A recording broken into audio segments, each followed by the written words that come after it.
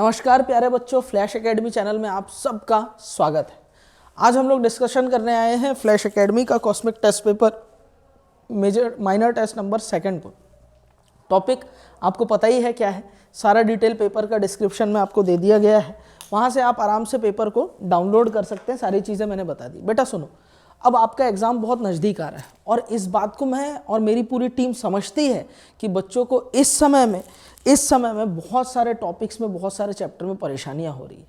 तो वो परेशानियां कम से कम आपको हो और वो परेशानियों को हम लोग दूर कर सके, इसी दिशा में, इसी डायरेक्शन में हमने एक काम किया है, फ्लैश एकेडमी का मोबाइल ऐप। जी हाँ, इस मोबाइल ऐप में चाहे वो इनऑर्गेनिक हो, चाहे वो फिजिकल केमिस्ट्री हो, आप पूरे कोर्सेज को एक्सेस कर सकते हैं बहुत ही कम प्राइस में, ना के बराबर प्राइस है।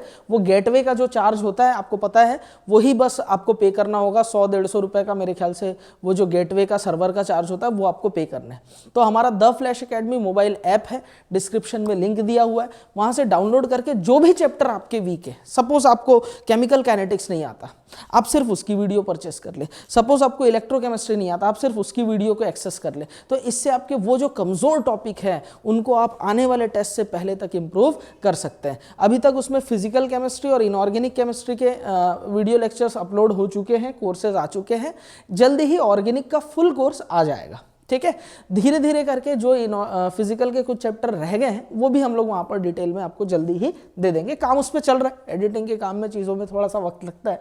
फिलहाल हम लोग जो काम के लिए आए हुए हैं उसको डिस्कस कर लेते हैं। ये हमारे पास में मेजर टेस्ट था, एक तरफ हिंदी एक तरफ इंग्लिश, आपको साफ साफ दिख रहा होगा।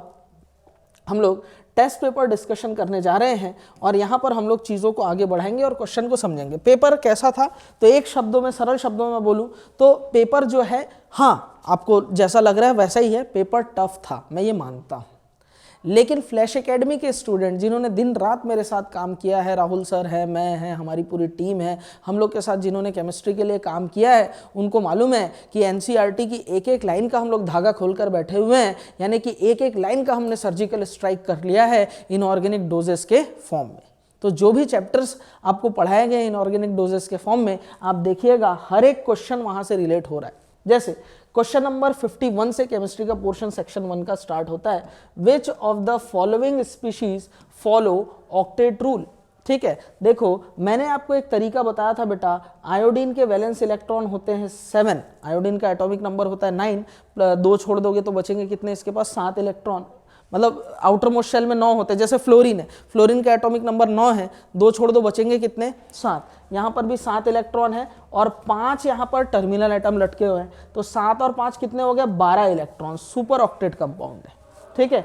नाइट्रोजन के पास 7 और 3 10 इलेक्ट्रॉन है। कितने इलेक्ट्रॉन है, 10 इलेक्ट्रॉन है। सल्फर के आउटर मोस्ट शेल में कितने इलेक्ट्रॉन, ऑक्सीजन का एटॉमिक नंबर 8 है, 2 छोड़ दो 6 बचते हैं, तो सल्फर के आउटर मोस्ट शेल में भी 6 इलेक्ट्रॉन प्लस 4 टर्मिनल एटम लगे हुए हैं, यानी इसके आउटर मोस्ट शेल में 10 इलेक्ट्रॉन है, ये भी सुपर ऑक्टेट है। और Pb+4 की बात करेंगे तो इनर्ट पेयर इफेक्ट में हमने आपको बता रखा, केमिस्ट्री सर गिव्स सन की प्रॉब्लम, इसके आउटर मोस्ट शेल में 4 इलेक्ट्रॉन थे, वो भी तुमने छीन लिया, तो अंदर में 18 इलेक्ट्रॉन आपको मिलेंगे इसके आउटर मोस्ट शेल में। तो ये भी नहीं, ये भी नहीं, ये भी नहीं, आंसर होगा कौन बेटा, N-3 नाइट्राइड आयन, 10 इलेक्ट्रॉन है तो आउटर मोस्ट शेल में 8, यानी इसका ऑक्टेट आपको क्या मिलेगा, कंप्लीट मिलेगा। इसको ऐसे भी आप समझ सकते थे, काम की बात मैंने आपको बता रखी है कि एनायन का ऑक्टेट कभी चेक मत करना, एनायन का ऑक्टेट ऑलवेज कंप्लीट होगा, एनायन का ऑक्टेट ऑलवेज कंप्लीट होगा। तो आंसर हमारा क्या होने वाला है बेटा, N-3, बिना किसी मेहनत के। पहला एकदम इजी क्वेश्चन था। दूसरे क्वेश्चन की तरफ बढ़ते हैं। विच of the following is not A correct statement about an ionic compound. Ionic compound के लिए कौन सा स्टेटमेंट सही नहीं है। यस, फिर से आयनिक बॉन्ड वाला जो डोज है, आयनिक बॉन्ड वाला, वहां से क्वेश्चन आया हुआ। Higher the lattice energy higher is melting point. जी हाँ, बिल्कुल, melting point of ionic compound is directly proportional to lattice energy होता है, ये बात आपको पता है। तो ये वाला स्टेटमेंट करेक्ट है, हमसे पूछा है कौन सा नहीं करेक्ट है। दूसरा देखते हैं, higher the dipole moment of solvent more the solubility. देखो अगर सॉल्वेंट का डायपोल मोमेंट बढ़ता है यानी पोलैरिटी बढ़ता है, तो मैं बोल सकता हूं सॉल्वेंट की परमिटिविटी बढ़ती है, और परमिटिविटी बढ़ने से सॉल्युबिलिटी ऑफ आयनिक कंपाउंड भी क्या होता है प्यारे बच्चों, इंक्रीज होता है। तो सेकंड वाला ऑप्शन भी हमारे पास करेक्ट है। अगला क्वेश्चन देखते हैं, higher the lattice energy more the solubility. अगर लैटिस एनर्जी ज्यादा तो सॉल्युबिलिटी ज्यादा, गलत बात। सॉल्युबिलिटी जो होती है ना प्यारे बच्चों, which is directly proportional to hydration energy, inversely proportional to lattice energy। अगर lattice energy higher है तो solubility कम होगी। ये वाला स्टेटमेंट गलत है और जो गलत है वो ही सही है, यानी answer which of the following is not correct. Answer क्या जाएगा, थर्ड। देखो बड़ा आसान सा क्वेश्चन अब तक हम लोग डील कर रहे हैं, ठीक है। अगले क्वेश्चन की तरफ बढ़ूंगा। हिंदी वाले बच्चे घबराए ना, हम लोग हिंदी इंग्लिश पैरेलली आपको दिखा रहे हैं और आपके पास पीडीएफ भी है जिसमें आप सारी चीजें देख सकते हैं, ठीक है। चलिए क्वेश्चन नंबर 53 की तरफ आ जाते हैं। क्वेश्चन नंबर 53 क्या है जरा देखना, विच of the following statement is not correct. Yes, inorganic है और इनऑर्गेनिक और ऑर्गेनिक में स्टेटमेंट वाले क्वेश्चन तो बहुत सारे आते ही हैं।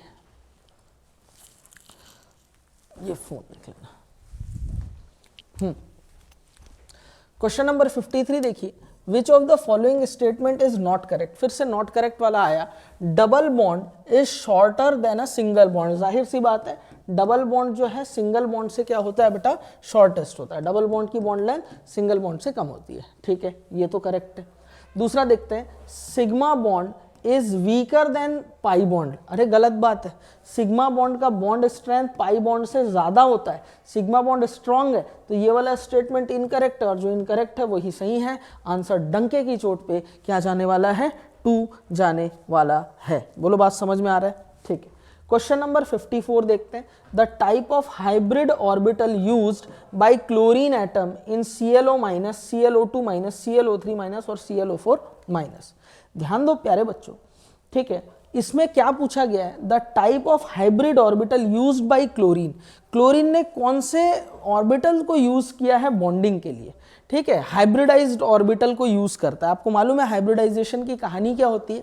हाइब्रिडाइजेशन की कहानी में आपको बहुत सारी बातें हमने बता रखी हैं। हाइब्रिडाइजेशन पे पूरा डेडिकेटेड लेक्चर, 2-3 लेक्चर हमने आपको बता रखा। मैंने आपको वहां पर बताया था हाइब्रिडाइजेशन निकालने का तरीका। यस, उस तरीके से आपको हाइब्रिडाइजेशन निकालना है और आपको पता चल जाएगा आपका आंसर क्या है, ClO4 माइनस, ठीक है। चलिए हमारे पास सबसे पहले सिग्मा देख लेते हैं। यहाँ लटके हुए कितने, 1, यहाँ 2, यहाँ पर 3 और यहाँ पर ClO4 माइनस में 4। लोन पेयर निकालना है। क्लोरीन के वैलेंस इलेक्ट्रॉन 7 होते हैं, 1 इलेक्ट्रॉन मिल गया, 8, उसमें से ऑक्सीजन 1 है, डबल करेंगे। अब ये देखो यार थोड़ा सा दिक्कत है, अब इसमें ना मैंने बहुत सारी चीज़ें आपको पढ़ा रखी है। अब हाइब्रिडाइजेशन निकालना कैसे, उसके लिए आपको हमारे ऐप में जाना पड़ेगा, ठीक है। मैं वापस से उस चीज़ पे नहीं आऊँगा, ना तो सिर्फ एक हाइब्रिडाइजेशन निकालने पे ही पूरा का पूरा एक लेक्चर है मेरा, पूरा एक कंप्लीट डेडिकेटेड लेक्चर उसमें। तो देखो ऑक्सीजन के यहाँ पर क्या करेंगे, 8 में से 2 गया तो 6 इलेक्ट्रॉन यानी 3 लोन पेयर। अच्छा, बहुत लोग बहुत तरीके से हाइब्रिडाइजेशन निकालते हैं। कुछ लोग फॉर्मूला लगाते हैं, कुछ लोग बहुत सारे जुगाड़ लगाते हैं, अलग अलग टेक्निक से, ट्रिक से बताते हैं। वो मैं नहीं बताता। कारण क्या है, ये तरीका सबसे बेस्ट है, ईजी है, कन्वीनियंट है और जहाँ से क्वेश्चन आने के चांसेस है, मतलब इनसे मैं ना 4-5 सवालों के जवाब दे सकता हूँ। ये वो तरीका है। तो यहाँ पर 3 इलेक्ट्रॉन, यहाँ पर 7 और 1 8, 8 में से 4 गया तो 4 इलेक्ट्रॉन यानी 2 लोन पेयर, 8 में से 6 गया तो 2 इलेक्ट्रॉन यानी 1 लोन पेयर, 8 में से 8 गया तो 0 lone pair. Hybridization steric number सबका सेम है, तो सबका ही हाइब्रिडाइजेशन क्या होगा बेटा, sp3 होने वाला है। सबका हाइब्रिडाइजेशन sp3 होगा। आंसर जाएगा ओनली sp3। क्या मेरी बात आपको समझ में आई, पक्का समझ में आया। यहाँ तक तो देखो 54 तक जितने भी क्वेश्चन हमने सॉल्व किए सबके सब आसान है, इजी है, सबके सब क्या है बेटा, इजी है। अब देखो क्वेश्चन नंबर 55 की तरफ मैं आऊँ। The hybridization involve in COF6-3। Hybridization किस में इन्वॉल्व हो रहा है, COF6-3 में। ये पूछ रहा है, देखो COF6-3 ये कंपाउंड है, इसमें हमें हाइब्रिडाइजेशन निकालना है। गौर से देखिएगा जनाब, है ना। यहाँ पर कोबाल्ट का ऑक्सीडेशन स्टेट निकाल लेते हैं, X यहाँ -6 इक्वल्स टू -3, तो X इक्वल्स टू +3 हो जाएगा। यानी कोबाल्ट का यहाँ पर कोबाल्ट का एटॉमिक नंबर 27 होता है, 3d7 4s2 होता है। अगर कोबाल्ट +3 है तो 2 इलेक्ट्रॉन यहाँ से, 1 इलेक्ट्रॉन यहाँ से, यानी ये 3d6 और 4s0 हो जाएगा। अब प्यारे बच्चों मेरी एक बात को अच्छे से समझना, हमारे पास जो फ्लोरीन होता है ना, ये वीक फ्री लिगेंड होता है। यहाँ पर पेयरिंग जो होती है वो पॉसिबल नहीं होती, पेयरिंग नॉट पॉसिबल। ऐसा कोऑर्डिनेशन केमिस्ट्री में आपके प्यारे राहुल सर ने आपको सब कुछ डिटेल में पढ़ाया हुआ। प्यारे बच्चों बात को समझना, यहाँ पर कोऑर्डिनेशन नंबर कितना है, 6 है। तो कोऑर्डिनेशन नंबर अगर 6 होगा तो 2 हाइब्रिडाइजेशन की पॉसिबिलिटी है। एक है sp3d2 और दूसरा है d2sp3। सर दोनों में डिफरेंस क्या है? एक पागल हो के नाचो है, दूसरा नाच के पागल हो जाओ है। डिफरेंस है, एक में बाहर वाला डी यूज होता है और एक में अंदर वाला जो इनर मोस्ट शेल का डी है वो ऑर्बिटल यूज होते हैं। ठीक है साहब। अब देखो कोबाल्ट के पास कितने इलेक्ट्रॉन है? 6, 1 2 3 4 5। ये 3d ऑर्बिटल है, ये 4s है, ये क्या है बेटा 4p है, और ये क्या है बेटा 4d है। बोलो बात क्लियर है क्या? अब देखो 6 इलेक्ट्रॉन कैसे, 1 2 3 4 5, और ये छठा इलेक्ट्रॉन ये रहा। अब यहाँ ऑर्बिटल तुम्हारे दिमाग की तरह खाली है। हाइब्रिडाइजेशन में क्योंकि यहाँ पर कपलिंग या पेयरिंग पॉसिबल नहीं है तो ये इलेक्ट्रॉन अंदर की तरफ ट्रांजिट नहीं होंगे, ये इलेक्ट्रॉन अंदर की तरफ नहीं आएंगे। इसका मतलब ये हुआ कि बाहर से हाइब्रिडाइजेशन काउंट होगा। एक कोऑर्डिनेशन नंबर 6 बनाना है, 2 3 4 5 6, यानी कि हाइब्रिडाइजेशन यहाँ का क्या होने वाला है, sp3d2। ये बाहर वाला d हुआ ना, अगर अंदर वाला d यूज हो जाता तो d2sp3 हो जाता। समझ में आया? वीक फ्री लिगेंड में पेयरिंग नहीं होती, बहुत डिटेल में कोऑर्डिनेशन में पढ़ाया जाता है वीबीटी में।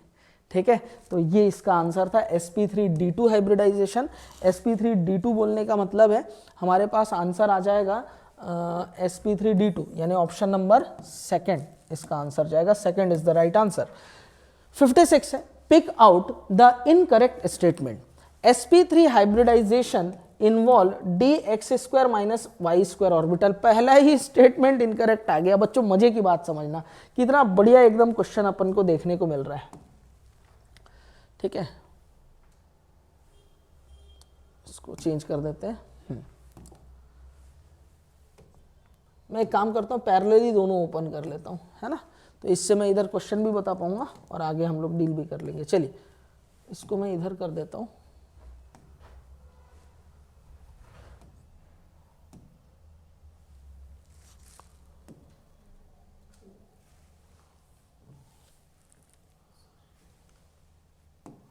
ठीक है चलेगा, चलिए इसी में आगे बढ़ते हैं।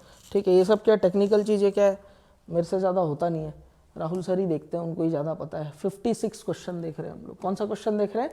56। 56 क्वेश्चन क्या है देखो गौर से। 56 क्वेश्चन है, pick out the incorrect statement. sp3 hybridization involve dx² minus y²। गलत बात है।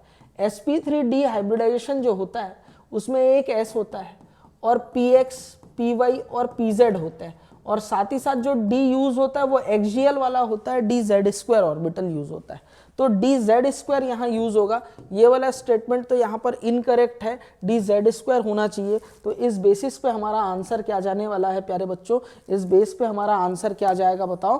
फर्स्ट जाएगा। ठीक है, फिर भी हम लोग आगे बढ़ते हैं। Hybridised orbital form sigma bond when overlap with other orbital. अब देखो हमारे पास ना बच्चों, यहाँ पर मैं आपको मजे की बात बताने जा रहा हूँ। जो ऑर्बिटल्स होते हैं ना, ऑर्बिटल्स जो होते हैं वो 2 टाइप के होते हैं। एक होता है हाइब्रिडाइज्ड ऑर्बिटल, एक होता है अनहाइब्रिडाइज्ड ऑर्बिटल। ठीक है, हाइब्रिडाइज्ड ऑर्बिटल सिर्फ और सिर्फ सिग्मा बॉन्ड बनाते हैं। अनहाइब्रिडाइज्ड ऑर्बिटल सिग्मा भी बना सकते हैं और पाई बॉन्ड भी बना सकते हैं। लेकिन हाइब्रिडाइज्ड ऑर्बिटल में एक एक्सेप्शन भी मैंने क्लासरूम में बता के रखा हुआ, बेंजाइन। बेंजाइन में हाइब्रिडाइज्ड ऑर्बिटल जो है वो पाई बॉन्ड का भी फॉर्मेशन कर जाते हैं। ये एक फ्लैश पॉइंट थी जो मैंने आपको हल्का सा ओवरव्यू आज दे दिया। बोलो बात क्लियर है क्या? पक्की बात है? यहाँ तक कोई दिक्कत परेशानी तकलीफ? No sir. चलिए आगे बढ़ते हैं अगले क्वेश्चन की तरफ। अगला, SF2 molecule is more polar than CS2। देखो SF2 है और CS2 है। SF2 के पास सिग्मा 2 है, लोन पेयर इसके पास कितने हैं? 2। हाइब्रिडाइजेशन sp3 है। sp3 ऐसा होता है, और S ये हो गया F, ये हो गया F, यहाँ एक लोन पेयर, यहाँ एक लोन पेयर, V शेप है, और वी शेप मॉलिक्यूल ऑलवेज कैसा होता है, पोलर होता है। जबकि CS2 में सिग्मा कितने हैं, 2, और लोन पेयर कितने होंगे, 0, यानी कि sp हाइब्रिडाइजेशन लीनियर है। ये कार्बन, ये सल्फर, ओवरऑल इसका म्यू क्या हो जाएगा, 0 हो जाएगा। ये क्या होने वाला है, नॉन पोलर होने वाला है। स्टेटमेंट बिल्कुल सही है। SF2 molecule is more polar than CS2। Orthonitrophenol is more volatile than paranitrophenol. इस स्टेटमेंट को भी चेक करते हैं। ऑर्थोनाइट्रोफिनॉल और यहाँ क्या है, पैरानाइट्रोफिनॉल। देखो आंसर हमारा आ गया। मैं इतना सब डिस्कशन इसीलिए कर रहा हूँ क्योंकि आपको समझ में आए कि क्वेश्चन कहाँ से आ रहा है और उसका बिहाइंड द कंसेप्ट क्या है। जिन लोग मेरे क्लासरूम के बच्चे उनको पता है ये अलग अलग डोजेस से मैंने उठा करके ये क्वेश्चन दिया। और एनसीईआरटी की एक एक लाइन है ये सब ना। आप अगर केमिकल बॉन्डिंग की एनसीईआरटी अब तक पढ़ रहे होंगे तो यहाँ पर एक एक लाइन आपको वहीं की मिल रही है। बोलो बात समझ में आ रहा है। ऑर्थोनाइट्रोफिनॉल की बात करूंगा तो इस पे मिलता है इंट्रा मॉलिक्यूलर हाइड्रोजन बॉन्ड, जबकि पैरानाइट्रोफिनॉल की बात करूंगा तो यहां मिलता है इंटर मॉलिक्यूलर हाइड्रोजन बॉन्ड। अब अगर इंट्रा से इंटर की तरफ जाते हैं तो हाइड्रोजन बॉन्ड का स्ट्रेंथ बढ़ता है, जिस वजह से सब बढ़ेंगे, बस वोलेटाइलिटी और वेपर प्रेशर, वाष्पशीलता और वाष्प दाब, ये दो चीजें ही सिर्फ घटती है। तो orthonitrophenol is more volatile than paranitrophenol, बिल्कुल करेक्ट स्टेटमेंट है। बोलो बात समझ में आया क्या, यहाँ तक चीजें क्लियर हुई, ठीक है। चलिए बॉस, अब हम लोग क्वेश्चन नंबर 57 की तरफ आते हैं, ठीक है। किस तरफ आते हैं, क्वेश्चन नंबर 57 की तरफ। क्वेश्चन नंबर 57 क्या है, देखो, out of the following compound with maximum ionic nature. अब देखो आयनिक नेचर या आयनिक कैरेक्टर के लिए हम लोग के पास दो तरीके थे। अगर मॉलिक्यूल में आयनिक कैरेक्टर चेक करना हो तो किसी पर्टिकुलर मॉलिक्यूल में देखना हो, और या दो बॉन्ड के बीच की पोलैरिटी देखनी है, तो बॉन्ड की पोलैरिटी देखने के लिए हम लोग क्या देखते हैं बताओ, बॉन्ड के बीच की पोलैरिटी के लिए डेल्टा EN देखते हैं। और अगर ओवरऑल मॉलिक्यूल की पोलैरिटी देखनी होती तो डायपोल मोमेंट देखा जाता है। तो पोलैरिटी की बात होगी। आयनिक कैरेक्टर भी कुछ हद तक पोलैरिटी की तरफ मैच होता है, ठीक है। तो हम लोग भी यहाँ पर आयनिक कैरेक्टर के लिए डायरेक्टली प्रोपोर्शनल टू क्या होता है, डेल्टा EN होता है। यहाँ पर देखो मेटल ऑक्साइड है, मेटल क्लोराइड है, मेटल फॉस्फाइड है और मेटल सल्फाइड है। मैं मान के चलूँ मेटल की इलेक्ट्रोनेगेटिविटी 1 है। इन सपोज इन जनरल मैंने इसका इलेक्ट्रोनेगेटिविटी 1 मान रखा।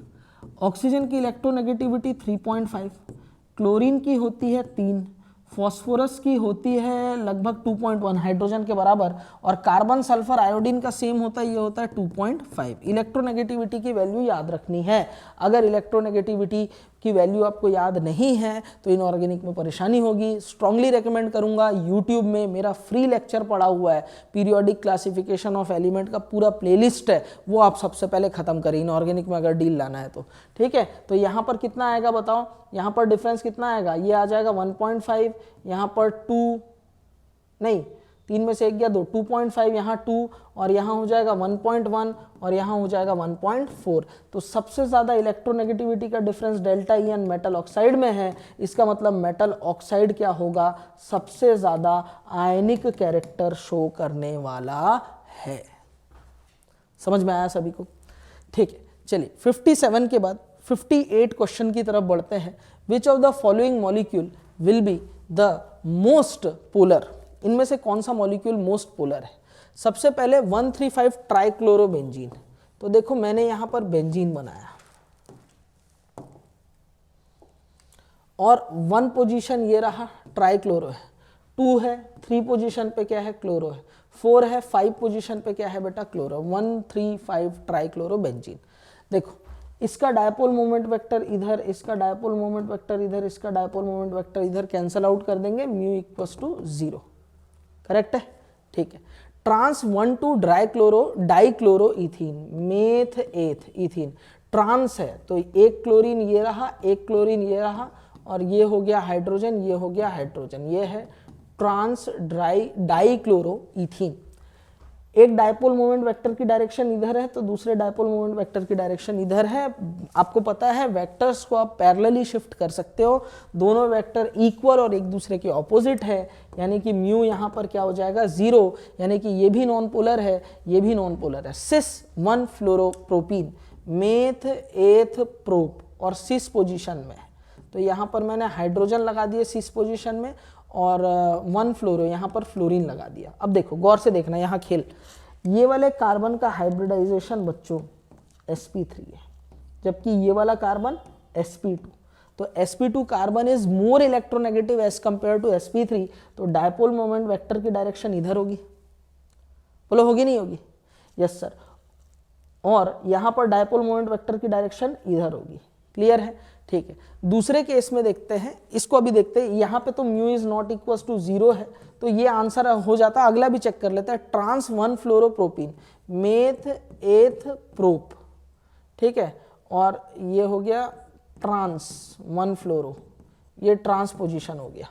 इस कंडीशन में आप देखो एक डायपोल मोमेंट वेक्टर यहां लग रहा है, तो दूसरा डायपोल मोमेंट वेक्टर यहां लग रहा है। इन दोनों डायपोल मोमेंट को पैरेलल शिफ्ट करो तो यहां पर एडिशन हो रहा है, जबकि इन दो डायपोल मोमेंट वेक्टर को आप शिफ्ट करोगे तो यहां पर सब्ट्रैक्शन हो रहा है। दोनों के बीच में से कोई मैग्नीट्यूड निकलेगा जो इन दोनों का रिजल्टेंट होगा। तो आपको पता है यहां पर दोनों रिजल्टेंट दोनों मैग्नीट्यूड यहां पर वेक्टर क्वांटिटी के जुड़ रहे हैं, इस वजह से इसका म्यू क्या होगा, ज्यादा होगा। तो 58 का आंसर आएगा ट्रांस 1 फ्लोरोप्रोपीन, यानी 4th is the correct answer, 4th is the right answer. आपको समझ में आया यहां तक? डायपोल मोमेंट ना बेटा इस साल भी आपको एक क्वेश्चन तो जरूर मिलेगा देखने को, ये गारंटी है मेरी। मैंने पहले दिन मैंने अपने क्लासरूम में भी बहुत जोर देकर के ये बात बोली थी, डायपोल मोमेंट की क्लास नालायक को छोड़ना मत, क्योंकि यहाँ से एक क्वेश्चन पक्का आएगा। ये वाला जो डोज है ना, यहाँ से एक क्वेश्चन डेफिनेटली आएगा, ये मैंने बोला था और आ भी चुका। देखो हमारे पेपर में नीट पे भी आने वाला है पक्का, ठीक है। अगला क्वेश्चन अगेन डायपोल मोमेंट का है, 59th क्वेश्चन है। क्वेश्चन नंबर 59 की तरफ बढ़ते हैं हम लोग। 59 है, dipole moment is show by, कौन डायपोल मोमेंट शो करेगा? देखो इनमें तो एलिमिनेट कर दो, बेंजीन तो होगा नहीं, ये तो आंसर नहीं है, 4 तो आंसर नहीं है हमारा। फर्स्ट वाला देखो क्या है, 1,4 डाइक्लोरो बेंजीन, 1,4 डाइक्लोरो, ये हो गया बेंजीन है, ये 1 पोजीशन में क्लोरीन है, 1 2 3 4, यहाँ पर भी म्यू क्या होगा, 0 होगा, तो पहला तो नहीं होने वाला। दूसरा ऑप्शन क्या है, सिस 1,2 डाइक्लोरो इथीन मेथ एथ ईथ, और सिस पोजीशन में क्लोरीन है 1 2, ठीक है। तो ये सिस जो है इसका डायपोल मोमेंट वेक्टर इधर, इसका डायपोल मोमेंट वेक्टर इधर, तो इनका रिजल्टेंट डायपोल मोमेंट वेक्टर यहाँ कहीं जाने वाला है। तो यहाँ mu is not equal to 0, ये तो है, डायपोल मोमेंट शो करेगा, तो आंसर सेकंड ही होगा। ट्रांस भी चेक कर लेते हैं, trans 1 2 dichloro ethene, trans 1 2 dichloro ethene meth eth, है ना, ये हो गया। अब देखो एक डायपोल मोमेंट वेक्टर इधर जा रहा है, एक डायपोल मोमेंट वेक्टर इधर जा रहा है, ये दोनों एक दूसरे के ऑपोजिट है, तो म्यू इक्वल्स टू क्या होगा बेटा, 0 होगा। तो आंसर तो अच्छा, बेंजीन तो डायपोल मोमेंट दिखाएगा ही नहीं, बेंजीन तो डायपोल मोमेंट दिखाएगा नहीं, ये तो नॉन पोलर होता है, म्यू इक्वल्स टू 0 है। आंसर हमारा क्या जाने वाला है, सेकंड जाने वाला है। वैसे भी फर्स्ट चेक किया, सेकंड चेक किया, सेकंड में म्यू इक्वल्स टू 0 नहीं था, तो हमारे पास सेकंड टिक करना था, आगे बढ़ना था। मैं फिर भी बाकी मॉलिक्यूल पर डिस्कशन आपसे कर लिया। अगला क्वेश्चन देखो बच्चों, सॉल्युबिलिटी का धांसू क्वेश्चन है। अब सॉल्युबिलिटी का डोज जिन्होंने पढ़ा हुआ, मैंने वहाँ सॉल्युबिलिटी देखने के बहुत तरीके बताए थे और एक रोड मैप आपको बताया था, याद करो। सबसे पहले आप देखोगे कि मेटल नॉन मेटल कंपाउंड है कि नहीं, और उसमें आप देखोगे कि बेरिलियम के हैलाइड है कि नहीं। अगर बेरिलियम का हैलाइड होगा तो साइड करके अलग करना। फिर बेरिलियम छोड़ करके एस ब्लॉक मेटल कंपाउंड है तो फिर आप देखोगे कॉमन आयन, ठीक है। एक्सेप्शन देखोगे, 3 एक्सेप्शन इसमें बताया था, मैं उस पर अभी बात नहीं करूंगा। वो 3 एक्सेप्शन है कि नहीं वो चेक करना। अगर एक्सेप्शन में से नहीं है तो उसके बाद आप क्या देखते हो बेटा, कॉमन आयन देखते हो। कॉमन आयन लार्जर तो घटा दो, कॉमन आयन स्मॉलर तो बढ़ा दो। अगेन इस तरफ आए थे बेरिलियम के हैलाइड हो या फिर क्या हो बेटा, है ना, पी ब्लॉक और डी ब्लॉक के मेटल कंपाउंड हो, या फिर क्या हो सॉल्युबिलिटी इन एनी सॉल्वेंट, कोई स्पेसिफिक सॉल्वेंट बोल दे तो वहां पर हम लोग देखते थे पोलराइजेशन। समझ में आई बात? तो ठीक है, सॉल्युबिलिटी का खैर बहुत एक अच्छा क्वेश्चन है। हिंदी में यहाँ आपको दिख रहा है, इंग्लिश में यहाँ दिख रहा है। Choose the compound of each of the following pair that has the more solubility in water. अब जो बच्चा जो पढ़ रहा है ना, नीट की तैयारी कर रहा है, उसके लिए टफ होगा, लेकिन ईमानदारी से बताओ, मैंने पढ़ाया हुआ, मेरे जो स्टूडेंट इस समय मुझे वीडियो में देख रहे होंगे, दिल की गहराइयों से उनको ये बात मालूम है, ये क्वेश्चन तो उनके लिए बहुत आसान है। कैसे आसान है जरा उस पर मैं बात करूंगा, ठीक है। कैसे आसान है जरा देखना, ठीक। हमको यहाँ पर देखना है मैक्सिमम सॉल्युबिलिटी पानी में किसका होगा, वो ऑप्शन ढूंढना है। पहला ऑप्शन है BeSO4 और BaSO4। बेटा सुन, मैंने तेरे को बता रखा था बकासुर के पब का सल्फेट इनसॉल्यूबल, बकासुर के पब का सल्फेट, इनके जो सल्फेट होते हैं they are insoluble in water. तो यहाँ से ये तो सॉल्यूबल नहीं होगा, BeSO4 होगा, ये जीत गया। दूसरा हम लोग देखने जा रहे हैं NaCl और MgCl2। देखो NaCl ना आयनिक कंपाउंड होता है, एस ब्लॉक का मेटल और नॉन मेटल रहे तो आयनिक, ठीक है, लेकिन इसके भी एक्सेप्शन थे। लिथियम बेरिलियम मैग्नीशियम एल्यूमिनियम है कि नहीं? Yes sir. इनका फ्लोराइड ऑक्साइड कार्बाइड है कि नहीं? ठीक है, बेरिलियम का सिर्फ कार्बाइड लेते हैं और मैग्नीशियम का फ्लोराइड ऑक्साइड कार्बाइड, एल्यूमिनियम का फ्लोराइड ऑक्साइड कार्बाइड। ये जो होते हैं ना सिर्फ यही होंगे क्या बेटा? आयनिक। अदरवाइज इनको छोड़ करके कुछ दिख जाए तो वो कोवेलेंट होगा। देखो मैग्नीशियम का दिख गया, मैग्नीशियम है, यस सर है। इसका फ्लोराइड है, नो सर। ऑक्साइड है, नो सर। कार्बाइड है, नो सर। क्लोराइड है, तो ये किस नेचर का होगा? कोवेलेंट नेचर का होगा। ठीक है, वही बात है बेटा। जिन बच्चों ने ये सारी क्लासेस नहीं की हुई है, मैं वापस से बोल रहा हूँ, जो मुझसे अभी कनेक्ट हो रहे हैं, हमारे ऐप में जाओ, पूरा इनऑर्गेनिक केमिस्ट्री का इनऑर्गेनिक डोजेज नाम से पूरा एक वीडियो कोर्स है, उसको लो। नीट से पहले ये दिसंबर तक खत्म कर डालो, खत्म कर लो। हम लोगों ने बहुत डिटेल में पढ़ा रखा बेटा। वो कोर्स हमारे फायदे के लिए नहीं, उसका उद्देश्य बिल्कुल पैसा कमाना नहीं है, उसमें बहुत ज्यादा हमारे पास कुछ आता नहीं है। उसमें हमने बहुत खर्च करके उन वीडियोस को बनाया है, और जो आप पे कर रहे हो वो गेटवे का सर्वर का चार्ज है। आप समझ रहे बात को मैं क्या बोलना चाह रहा हूं? जो बच्चे मुझसे पहली बार जुड़ रहे हैं, हमारे ऐप में डिस्क्रिप्शन में लिंक दिया है, वहां जाकर के स्टोर में जाकर के आप, हमारे पास कुछ कोर्सेज हैं, जो भी आपका वीक है, कम से कम एटलीस्ट इनऑर्गेनिक का तो कोर्स आप ले करके उसको खत्म कर डालो दिसंबर में। बहुत शानदार तरीके से, बहुत अच्छे तरीके से हमने वहां बना रखा वीडियो। आप जैसे ही उसको कंप्लीट करेंगे, इन सारे क्वेश्चन में कॉन्फिडेंस आएगा। अदरवाइज आपको सब कंफ्यूजन लगेगा या ऐसा लगेगा कि सब रटने का है, कुछ भी नहीं है। तो यहां पर देखो NaCl मोर सॉल्युबल होगा MgCl2 से, ठीक है। Cl और AgI, ठीक है, दोनों ही PPT बनाते हैं। AgCl व्हाइट PPT बनाती है और AgI येलो PPT बनाती है। बनाती है नहीं बनाती है? अब देखो ये क्या डी ब्लॉक का मेटल कंपाउंड है, तो यहां से यहां पोलराइजेशन देखेंगे, यहां से यहां एनायन का साइज बढ़ रहा है, क्लोराइड से ज्यादा आयोडाइड का साइज होता है, तो इसका मतलब पोलराइजेशन बढ़ेगा, और पोलराइजेशन अगर बढ़ेगा तो सॉल्युबिलिटी क्या होती है प्यारे बच्चों? इन वाटर डिक्रीज होगी। ठीक है, तो इसका मतलब यहां पर पहले वाले में विनर चिकन डिनर करेगा कौन? BeSO4। दूसरे वाले में कौन? NaCl। तीसरे वाले में कौन? AgCl। तो हमारे पास ऑप्शन कौन सा हो गया? ये बकासुर के पब का सल्फेट इनसॉल्यूबल देख के तो इसको 3 और 4 पहले ही हटा दो। BeSO4 हो गया, फिर NaCl, फिर AgCl, यानी second is the right answer. Second इसका करेक्ट आंसर है। ठीक है, अगला क्वेश्चन की तरफ आते हैं प्यारे बच्चों। 61 क्वेश्चन है, hydrogen bonding is formed in a compound containing hydrogen. ठीक है, हाइड्रोजन बॉन्ड किनके किनके बीच बनता है? Highly electronegative atom, highly electropositive atom, metal atom with D orbital occupied metalloids के साथ में। बड़ा मतलब इतना आसान क्वेश्चन और क्या ही हो यार, हाइड्रोजन बॉन्डिंग से क्वेश्चन आया। हाइड्रोजन बॉन्डिंग पढ़ाते हुए मैंने आपको बताया था, हाइड्रोजन जिससे अटैच है वो fluorine, oxygen, nitrogen, sp hybridize carbon या मोर इलेक्ट्रोनेगेटिव कार्बन एटम है कि नहीं? यस सर है। जिससे बॉन्ड बना रहा है वो फ्लोरीन, ऑक्सीजन या नाइट्रोजन है कि नहीं? यस सर है। अगर है तो इनके बीच एनर्जी रिलीज होगी और हाइड्रोजन बॉन्ड बन जाएगा। अगेन हाइड्रोजन जिससे अटैच है वो मोर इलेक्ट्रोनेगेटिव एटम है, जिससे बॉन्ड बना रहा है वो भी मोर इलेक्ट्रोनेगेटिव एटम है। तो यहाँ पर क्या होगा? कंटेनिंग हाइड्रोजन कौन होगा? Highly electronegative atoms. हाइड्रोजन जिससे अटैच है वो मोर इलेक्ट्रोनेगेटिव होना चाहिए, तब जाकर के वहाँ हाइड्रोजन बॉन्ड बन पाता है। यह हाइड्रोजन बॉन्डिंग की शर्त है। बड़ा इजी था, कोई बड़ी बात नहीं है। ठीक है, अगला क्वेश्चन है, हाँ ये थोड़ा सा कंफ्यूज करने वाला क्वेश्चन आया। देखो क्वेश्चन को पढ़ते हैं, क्वेश्चन की लैंग्वेज समझते हैं और आगे बढ़ते हैं। क्वेश्चन नंबर 62 है, in which molecule the van der वाल force dispersion force is likely to be the most important in determine the melting point and boiling point. और यहाँ कुछ मॉलिक्यूल्स हमें दिए हुए हैं। बच्चों हिंदी में इसका अनुवाद देखो, देखो हिंदी वाले बच्चे भी देख लो।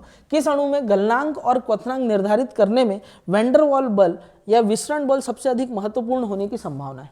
अब कमाल की बात तो ये है, इन सब में वैन डर वाल फोर्स लग रहा है। इन सब में क्या लग रहा है? वैन डर वाल फोर्स लग रहा है। बोल रहा है किससे वैन डर वाल फोर्स से melting point boiling point check करेंगे? अरे सब में ही चेक करेंगे। कैसे जरा देखना, Br2 नॉन पोलर है, नॉन पोलर के बीच फोर्स लगता है, उसको बोलता है London force of attraction. CO polar molecule होता है, पोलर के बीच में होता है किजोमी, ठीक है। H2S भी पोलर मॉलिक्यूल है, यहाँ पर जो फोर्स लग रहा है किजोमी फोर्स है। और HCl भी पोलर है, यहाँ जो फोर्स लग रहा है वो किजोमी फोर्स ऑफ अट्रैक्शन है। तो ये भी एक टाइप का वैन डर वाल फोर्स होता है और ये भी एक टाइप का वैन डर वाल फोर्स होता है। आपको पता है वैन डर वाल फोर्स 3 टाइप के होते हैं, एक सबसे ज्यादा स्ट्रेंथ वाला किजोमी, दूसरा डीबे और तीसरा लंडन। लेकिन डिस्पर्शन फोर्स ना लंडन फोर्स को बोला जाता है, ऐसा एनसीईआरटी में दिया हुआ है, लेकिन केमिकल बॉन्डिंग में नहीं। अगेन वो चीज बता दो, स्टेट्स ऑफ मैटर में दिया है। देखो बेटा एनसीईआरटी ना हमारी बहुत पुरानी किताब है, वो केमिकल बॉन्डिंग के कुछ पोर्शन ना जो वीक इंटरमॉलिक्यूलर फोर्सेस होते हैं उनको वो उसमें दिया हुआ है। किसमें बेटा? स्टेट्स ऑफ मैटर में। जबकि वो पोर्शन किसका? केमिकल बॉन्डिंग का है वहां का, लेकिन फिर भी हम यहाँ आपको बता रहे हैं। बोलो बात समझ में आ रहा है? तो किजोमी, डीबे और London force of attraction. Dispersion force का मतलब होता है London force. Actually van der वाल फोर्स लिखना उचित नहीं था यहाँ पे। वैन डर वाल फोर्स तीनों ही हैं और तीनों की वजह से ही melting point boiling point decide होता है। खैर कोई बात नहीं, अंधों में काना राजा, तो हमारे पास में ब्रोमीन यहाँ पर करेक्ट आंसर होगा। डिस्पर्शन फोर्स लंडन फोर्स को मेनली बोला जाता है। आप समझ रहे बात को मैं क्या बोल रहा हूँ? ठीक है, आगे बढ़ते हैं अगले क्वेश्चन की तरफ। Which of the following statement regarding covalent bond is not true? Does number 17 covalent bond. The electrons are shared between atom. जाहिर सी बात है, कोवेलेंट बॉन्ड बनता ही 2 एटम के बीच में इलेक्ट्रॉन शेयर होने से। The bond is non directional. कितना गलत बात बोल रही है, कितना गलत बात बोल रहा है ना यार, ये नॉन डायरेक्शनल है बोल रहा है कोवेलेंट बॉन्ड। अरे धात, मेटेलिक बॉन्ड और आयनिक बॉन्ड नॉन डायरेक्शनल होते हैं। कोऑर्डिनेट बॉन्ड और कोवेलेंट बॉन्ड क्या होते हैं बेटा? हमारे पास में डायरेक्शनल होते हैं। ये बात ध्यान रखना। मेटेलिक बॉन्ड और आयनिक बॉन्ड, जैसे सपोज मेटेलिक बॉन्ड या आयनिक बॉन्ड क्या होता है? सपोज ये एक मैग्नेट है, ये एक मैग्नेट है, ये एक हैबिट है, ये बनाना पड़ता है। आयंस को कहीं से भी जोड़ सकता है ना। ये अगर कैटायन है तो एनायन को अट्रैक्ट करने का कोई पर्टिकुलर साइट नहीं होता। तो मेटेलिक बॉन्ड और आयनिक बॉन्ड नॉन डायरेक्शनल है। जबकि कोवेलेंट बॉन्ड में ना देखो 2 ऑर्बिटल मिल रहे हैं मगर चुपके चुपके। सपोज मेरा हाथ ये p ऑर्बिटल है, ये px है, x एक्सिस में मिलाऊंगा तो सिग्मा बनेगा। और शाहरुख खान का ले जा ले जा वाला जो स्टेप है, यानी कि अगर दूसरे एक्सिस में इनको मिलाऊंगा तो पाई बनता है। और अगर उल्टा सीधा एक्सिस ले लिए तो ओवरलैपिंग होता ही नहीं है। तो जो कोवेलेंट बॉन्ड है और कोऑर्डिनेट बॉन्ड है, दे आर डायरेक्शनल बॉन्ड, और यहां दिया हुआ है नॉन डायरेक्शनल। कितना गलत बात बोल रहा है भाई, ऐसा थोड़ी होगा। बोलो बात समझ में आ रहा है? कोवेलेंट बॉन्ड और कोऑर्डिनेट बॉन्ड हमारे पास में कैसे होते हैं? कोऑर्डिनेट और कोवेलेंट बॉन्ड डायरेक्शनल होते हैं। ये नॉन डायरेक्शनल गलत बोला, और जो गलत है वही सही है, क्योंकि हमसे पूछा विच of the following statement is not correct. बड़ा आसान क्वेश्चन था। अगेन यहां तक टफ क्वेश्चन मुझे नहीं दिखे हैं। टफ क्वेश्चन ये वाला थोड़ा सा कंट्रोवर्सी वाला था। इससे पहले में एक ये सॉल्युबिलिटी वाला क्वेश्चन था। इससे पहले डायपोल मोमेंट का ये वाला क्वेश्चन जो 59th क्वेश्चन था, ये ही सिर्फ हमारे पास में थोड़े से कंसेप्चुअल थे, लेकिन बिल्कुल भी क्या नहीं थे, टफ नहीं थे। हम लोग क्वेश्चन नंबर 63 तक कर चुके हैं। 64 क्वेश्चन में आते हैं। In coordinate bond the acceptor atom must essentially contain in its valence shell an orbital with paired electron, with single electron, with no electron, with 3 electron. बताओ, कोऑर्डिनेट बॉन्ड बताते हुए मैंने आपको एक बात बताया था, कोऑर्डिनेट बॉन्ड बनता कैसा है? एक कोई स्पीशीज होगा जिसके पास होगा वैकेंसी, वैकेंसी मतलब वैकेंट ऑर्बिटल। कोई स्पीशीज होगा जिसके पास होगा tendency, tendency for what? Tendency for donation of loan pair. तो ये अपने लोन पेयर को दे करके यहाँ पर कोऑर्डिनेटेड बॉन्ड या डेटिव बॉन्ड बना लेता है। बनाता है नहीं बनाता है? ठीक है। तो ये जो स्पीशीज है जिसके पास वैकेंसी है यानी वैकेंट ऑर्बिटल है, वैलेंस शेल है में क्या होना चाहिए, उसके पास खाली कमरा होना चाहिए ना, इलेक्ट्रॉन लेके रखना है, तो विद नो इलेक्ट्रॉन, यानी कि third is the right answer. बड़ा आसान प्रश्न था बच्चे, क्या लैंग्वेज में आप देखो ना, हिंदी में युग्मित इलेक्ट्रॉन के साथ एकल इलेक्ट्रॉन बिना किसी इलेक्ट्रॉन, उसके दिमाग में पूरे इलेक्ट्रॉन का लोचा हो जाता है। अगला क्वेश्चन, क्वेश्चन नंबर 65, जो कि आसान सा बड़ा प्रश्न है, ठीक है। sp3 hybridised orbital content, sp3 hybridised orbital है तो इसमें परसेंटेज s कैरेक्टर निकालेंगे कैसे, एक s है, टोटल ऑर्बिटल 4, ये s कैरेक्टर के लिए होता है, इंटू 100 कर दूंगा तो s कैरेक्टर परसेंट में आएगा। अगर p कैरेक्टर की बात करूं तो p ऑर्बिटल 3 है, टोटल ऑर्बिटल 4, ये p कैरेक्टर बताएगा। समझ में आ रहा है, ये p कैरेक्टर है और ये क्या है, s कैरेक्टर है। तो अब देखो 1/4s कहीं नहीं दिख रहा, 1/2s है, गलत है, 1/4p है, गलत है, ये 3/4s नहीं होगा, 3/4p होगा।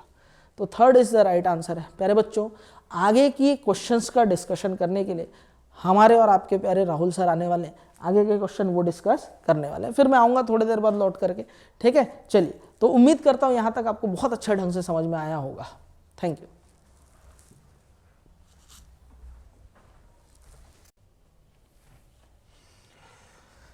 नमस्कार प्यारे बच्चों, क्वेश्चन नंबर 65 तक तोहिन सर ने करा दिया, 66 देखते हैं। चलो, the correct statement for the reaction, ठीक है। रिएक्शन क्या दिया है, NH3 प्लस H प्लस से फॉर्मेशन हो रहा है NH4 प्लस का, ठीक है। पहला statement, hybridization state is change. चलिए NH3 के हाइब्रिडाइजेशन चेक करते हैं। Question number 66, NH3 plus H plus formation हो रहा है NH4 प्लस का, ठीक है। चलिए NH3 की बात करते हैं। यहाँ पे देखिए 3 सिग्मा प्लस 1 लोन पेयर है, तो हाइब्रिडाइजेशन मेरे पास आ जाएगा sp3, ज्योमेट्री आ जाएगा मेरे पास टेट्राहेड्रल, ये है इसकी ज्योमेट्री, और यहाँ पे शेप आ जाएगा मेरे पास पिरामिडल, ये है शेप, ठीक है। आगे बात करते हैं NH4 प्लस की, तो यहाँ पे 4 सिग्मा प्लस 0 लोन पेयर, ठीक है। तो यहाँ पे हाइब्रिडाइजेशन मेरे पास आ गया sp3, ठीक है। और यहाँ पे इसकी ज्योमेट्री आ गई मेरे पास sp3 की होती है टेट्राहेड्रल, और शेप होता है टेट्राहेड्रल, क्योंकि लोन पेयर नहीं है तो जो शेप हो गई वही ज्योमेट्री होगी यहाँ पे, ठीक है। चलिए आगे देखते हैं। हाइब्रिडाइजेशन स्टेट इज चेंज्ड, यहाँ पे sp3, यहाँ भी sp3, ठीक है। तो यहाँ पे हाइब्रिडाइजेशन स्टेट तो चेंज नहीं हुआ है। दूसरा ऑप्शन देखते हैं, बॉन्ड एंगल इंक्रीजेस, ठीक है। चलिए देखते हैं, यहाँ पे बॉन्ड एंगल sp3 की वजह से होना चाहिए था 109 डिग्री एंड 28 मिनट्स, बट यहाँ पे एक लोन पेयर है। लोन पेयर क्या करेगा, lone pair and bond pair के बीच में होगा रिपल्शन, रिपल्शन की वजह से जो बॉन्ड एंगल वो आएगा 109 डिग्री 28 मिनट से कम, ठीक है।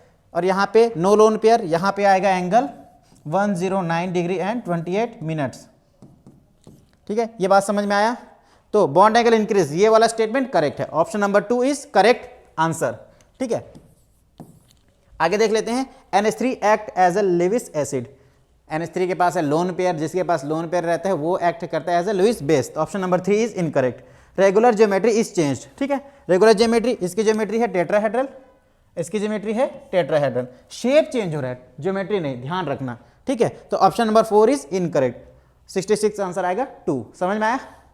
चलिए आगे बात करते हैं, क्वेश्चन, चलिए बात करते हैं क्वेश्चन नंबर 67 की। The correct order of dipole moment is, ठीक है। तो सबसे पहला देखिए, आपको ये चीज़ें पता होंगी। सबसे पहले देखिए CH4 NF3 NH3 and H2O, ठीक है। यहाँ पे ध्यान दीजिए, CH4 में ऑल बॉन्ड्स आर आइडेंटिकल,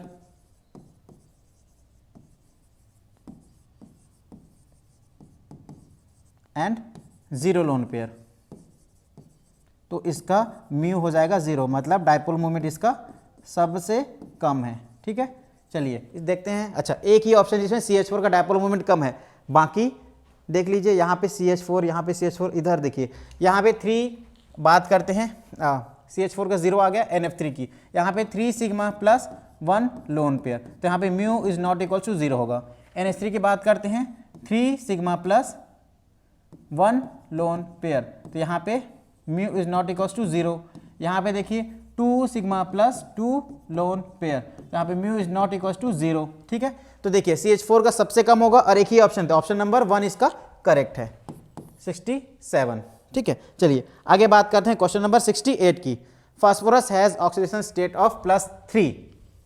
ठीक है, तो ये ऑक्सी एसिड्स में हमने पढ़ा हुआ ये चीज, मेरे जो बच्चे हैं वो जान रहे होंगे। ठीक है, फास्फोरस के ऑक्सी एसिड्स, क्वेश्चन नंबर है 68। ठीक है, तो +1 +3 +4 +5। ठीक है, +1 शो करता है कौन, हाइपो फास्फोरस ऑक्सी एसिड। +3 कौन शो करता है, फास्फोरस ऑक्सी एसिड। +4 कौन शो करता है, हाइपो फास्फोरिक ऑक्सी एसिड। ठीक है, और +5 फास्फोरिक एसिड। इधर ध्यान दीजिए क्या पूछा है, +1 या +3 ऑक्सीडेशन स्टेट, आंसर जाएगा phosphorus oxy acid, option number first correct है। करेक्ट कर लीजिए 68 का ऑप्शन नंबर ए या ऑप्शन नंबर फर्स्ट। देखते हैं 69।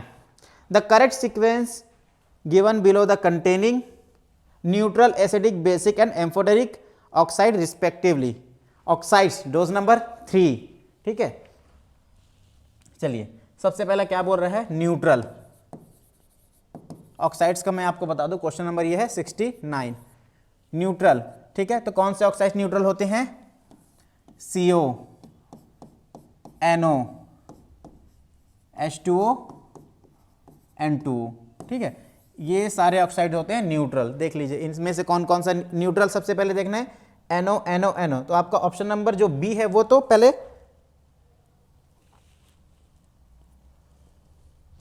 आपका ऑप्शन नंबर बी पहले ही एलिमिनेट हो गया। ठीक है, ऑप्शन नंबर ए बचा आपके पास, option number 3 and option number 4। Option number 2 पहले ही एलिमिनेट हो गया। ठीक है, आगे क्या देखना है, एसिडिक। एसिडिक कौन से होते हैं, न्यूट्रल तो ये हो गए।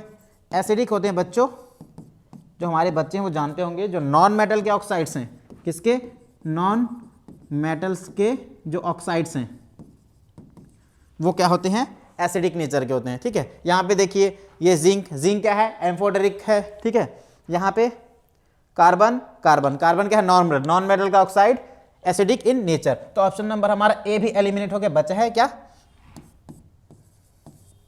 3 एंड 4। ठीक है, 3 एंड 4 की बात करते हैं, NO न्यूट्रल है, CO2 कैसा है, एसिडिक है। अब बेसिक की बात करते हैं। ठीक है, बेसिक, बेसिक क्या, बेसिक ऑक्साइड कौन से होते हैं, बेसिक ऑक्साइड की मैं अगर बात करूं तो बेसिक ऑक्साइड वो ऑक्साइड होते हैं जो मेटल के ऑक्साइड होते हैं। ठीक है, तो यहां पे ध्यान दीजिए, जिंक एंड कैल्शियम। ठीक है, तो जिंक क्या है, मेटल, सॉरी ये एम्फोटेरिक मेटल है। ठीक है, एम्फोटेरिक मेटल है, और कैल्शियम क्या है, यहाँ पे मेटल है, तो मेटल का oxide is basic in nature. तो कौन सा ऑप्शन जाएगा आपका, NOCO2 CaO, और यहाँ पे एम्फोटेरिक ऑक्साइड, एम्फोटेरिक मेटल का ऑक्साइड एम्फोटेरिक, ऑप्शन नंबर जाएगा आपका 4। समझ में आया। ठीक है, NOCO N2O एंड H2O ये क्या होते हैं, न्यूट्रल ऑक्साइड होते हैं। ठीक है, नॉन मेटल के सारे ऑक्साइड क्या होते हैं, एसिडिक नेचर के होते हैं। मेटल के सारे ऑक्साइड क्या होते हैं, बेसिक नेचर के होते हैं। इसमें कुछ एक्सेप्शंस हैं जो आपको मिलेंगे हमारे ऐप में, डोज नंबर 3 देख लेना। ठीक है, और जिंक ऑक्साइड, जिंक ऑक्साइड क्या होता है, एम्फोटेरिक इन नेचर। ठीक है, चलिए बात करते हैं question number 70। The electronic configuration outer most of the magnesium +2 ion, atomic number of magnesium,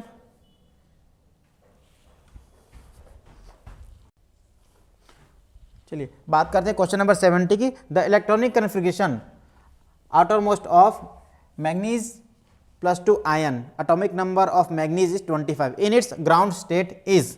ठीक है, चलिए बात करते हैं, यहाँ पे आपको क्वेश्चन की लैंग्वेज देखो क्या पूछा है, मैग्नीज +2 का ग्राउंड स्टेट पूछा है। ठीक है, मैग्नीज का ग्राउंड स्टेट नहीं बोल रहा है, मैग्नीज +2 आयन का ग्राउंड स्टेट पूछ रहे हैं। ठीक है, चलिए तो क्या होगा, इधर चलिए क्वेश्चन नंबर है मेरे पास 70। क्वेश्चन में पूछ रहे हैं मैग्नीज +2 का इलेक्ट्रॉनिक कन्फिग्रेशन पूछ रहे हैं। कन्फिग्रेशन पूछ रहा है, वो भी कैसा, ग्राउंड स्टेट में। मैग्नीज +2 का ग्राउंड स्टेट बोल, मैग्नीज का ग्राउंड स्टेट नहीं बोल रहा है वो, ठीक है। तो देखिए ये अगर मैग्नीज होता तो होता 25 और 3d5 4s2, ठीक है। ये है मैग्नीज का ग्राउंड स्टेट। अब मेरे को क्या पूछ रहा है, Mn+2 का ग्राउंड स्टेट, ठीक है। क्वेश्चन जितना इजी दिख रहा है उतना इजी नहीं है, ठीक है। तो देखिए मैग्नीज +2 का ये दोनों इलेक्ट्रॉन क्या हो गई, ये रिलीज कर चुका है, तो बचेगा क्या, 3d5 4s0। आंसर जाएगा आपका फर्स्ट। बात समझ में आया, आंसर कौन सा है, 70 का फर्स्ट, ठीक है। क्वेश्चन की लैंग्वेज को पकड़ के चलना है, ठीक है। इस टाइप के लैंग्वेज का ही नीट में यूज किया जाता है। क्वेश्चन जितना सीधा दिखता है उतना सीधा होता नहीं है, समझ में आया। चलिए आगे बढ़ते हैं। विच of the following order of radii is correct. चलिए क्वेश्चन नंबर 71 बात करते हैं। विच of the following order of radii is correct, ठीक है। चलिए देखते हैं। सबसे पहला लिथियम, बेरिलियम, मैग्नीशियम, ये ऑर्डर दिया हुआ है, क्या ये करेक्ट है? चलिए देखते हैं। Lithium, beryllium, boron, carbon, nitrogen, oxygen, ठीक है। यहाँ पे बात करते हैं लिथियम, बेरिलियम और मैग्नीशियम की, ठीक है। तो जो अल्कली मेटल है, अल्कली अर्थ मेटल के सर का एक जुगाड़ है, लिथियम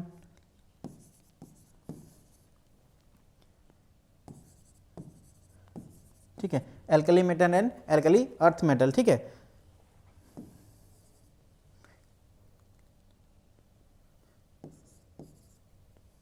ठीक है सर, यहाँ पे बताते हैं मन की बात, ठीक है। मन की बात कैसे देखेंगे, पहले बना लेंगे Mn, ठीक है। ये है correct order of radii of S block elements, ठीक है। चलिए यहाँ पे देखते हैं ध्यान से। सबसे देखिए मैग्नीशियम का है, उसके बाद लिथियम का होना चाहिए, उसके बाद बेरिलियम का छोटा होना चाहिए, ठीक है। तो ये पहला वाला इनकरेक्ट ऑर्डर है। इस वाले जुगाड़ से आपको पता चलेगा, ठीक है। जो ऑर्डर है सबसे छोटा बेरिलियम, लिथियम, उसके बाद increasing order magnesium, sodium, calcium, ठीक है। तो यहाँ पे मैग्नीशियम है, उसके बाद लिथियम, उसके बाद बेरिलियम होना चाहिए था, ठीक है। तो पहला ऑप्शन इनकरेक्ट है। ऑप्शन नंबर सेकंड देखते हैं। Hydride ion, lithium ion, sorry सबसे पहले H+, Li+ एंड H-। इधर ध्यान दीजिए, H+, Li+ and H-। H- और Li+ क्या है, दोनों आइसो इलेक्ट्रॉनिक स्पीसीज है। आइसो इलेक्ट्रॉनिक स्पीसीज में क्या देखते हैं, जिसपे माइनस चार्ज जितना ज्यादा रहेगा उसका रेडियस उतना ही ज्यादा रहेगा, ठीक है। तो H- और Li+ में H के पास माइनस चार्ज है, तो इसका रेडियस ज्यादा होगा Li+ से, ठीक है। उससे कम होगा H+ का, ठीक है। इसके पास H हाइड्रोजन की बात करें तो 1s1, अगर ये इलेक्ट्रॉन भी ये रिलीज कर देता है, इसके पास बचता है 1s0, तो इसका रेडियस बहुत ही कम हो जाता है। Option number second is correct. बात करते हैं ऑप्शन नंबर थर्ड की, क्या ये करेक्ट हो सकता है? ऑक्सीजन, फ्लोरीन, नियॉन, ठीक है। हम लोग देखे हैं एक जो सीरीज रहता है, सीरीज में क्या होता है, एटॉमिक रेडियस क्या होता है, डिक्रीज होते हुए जाता है। तो सबसे ऑक्सीजन का ज़्यादा, फ्लोरीन का, और जो इनर्ट गैसेस हैं, ठीक है, इनका जो रेडियस होता है वो बहुत ही ज़्यादा होता है, ठीक है, as compare to every series. तो ये ऑर्डर आना चाहिए, neon, oxygen, fluorine, neon, fluorine, oxygen, ये इनकरेक्ट है, ऑप्शन नंबर 3।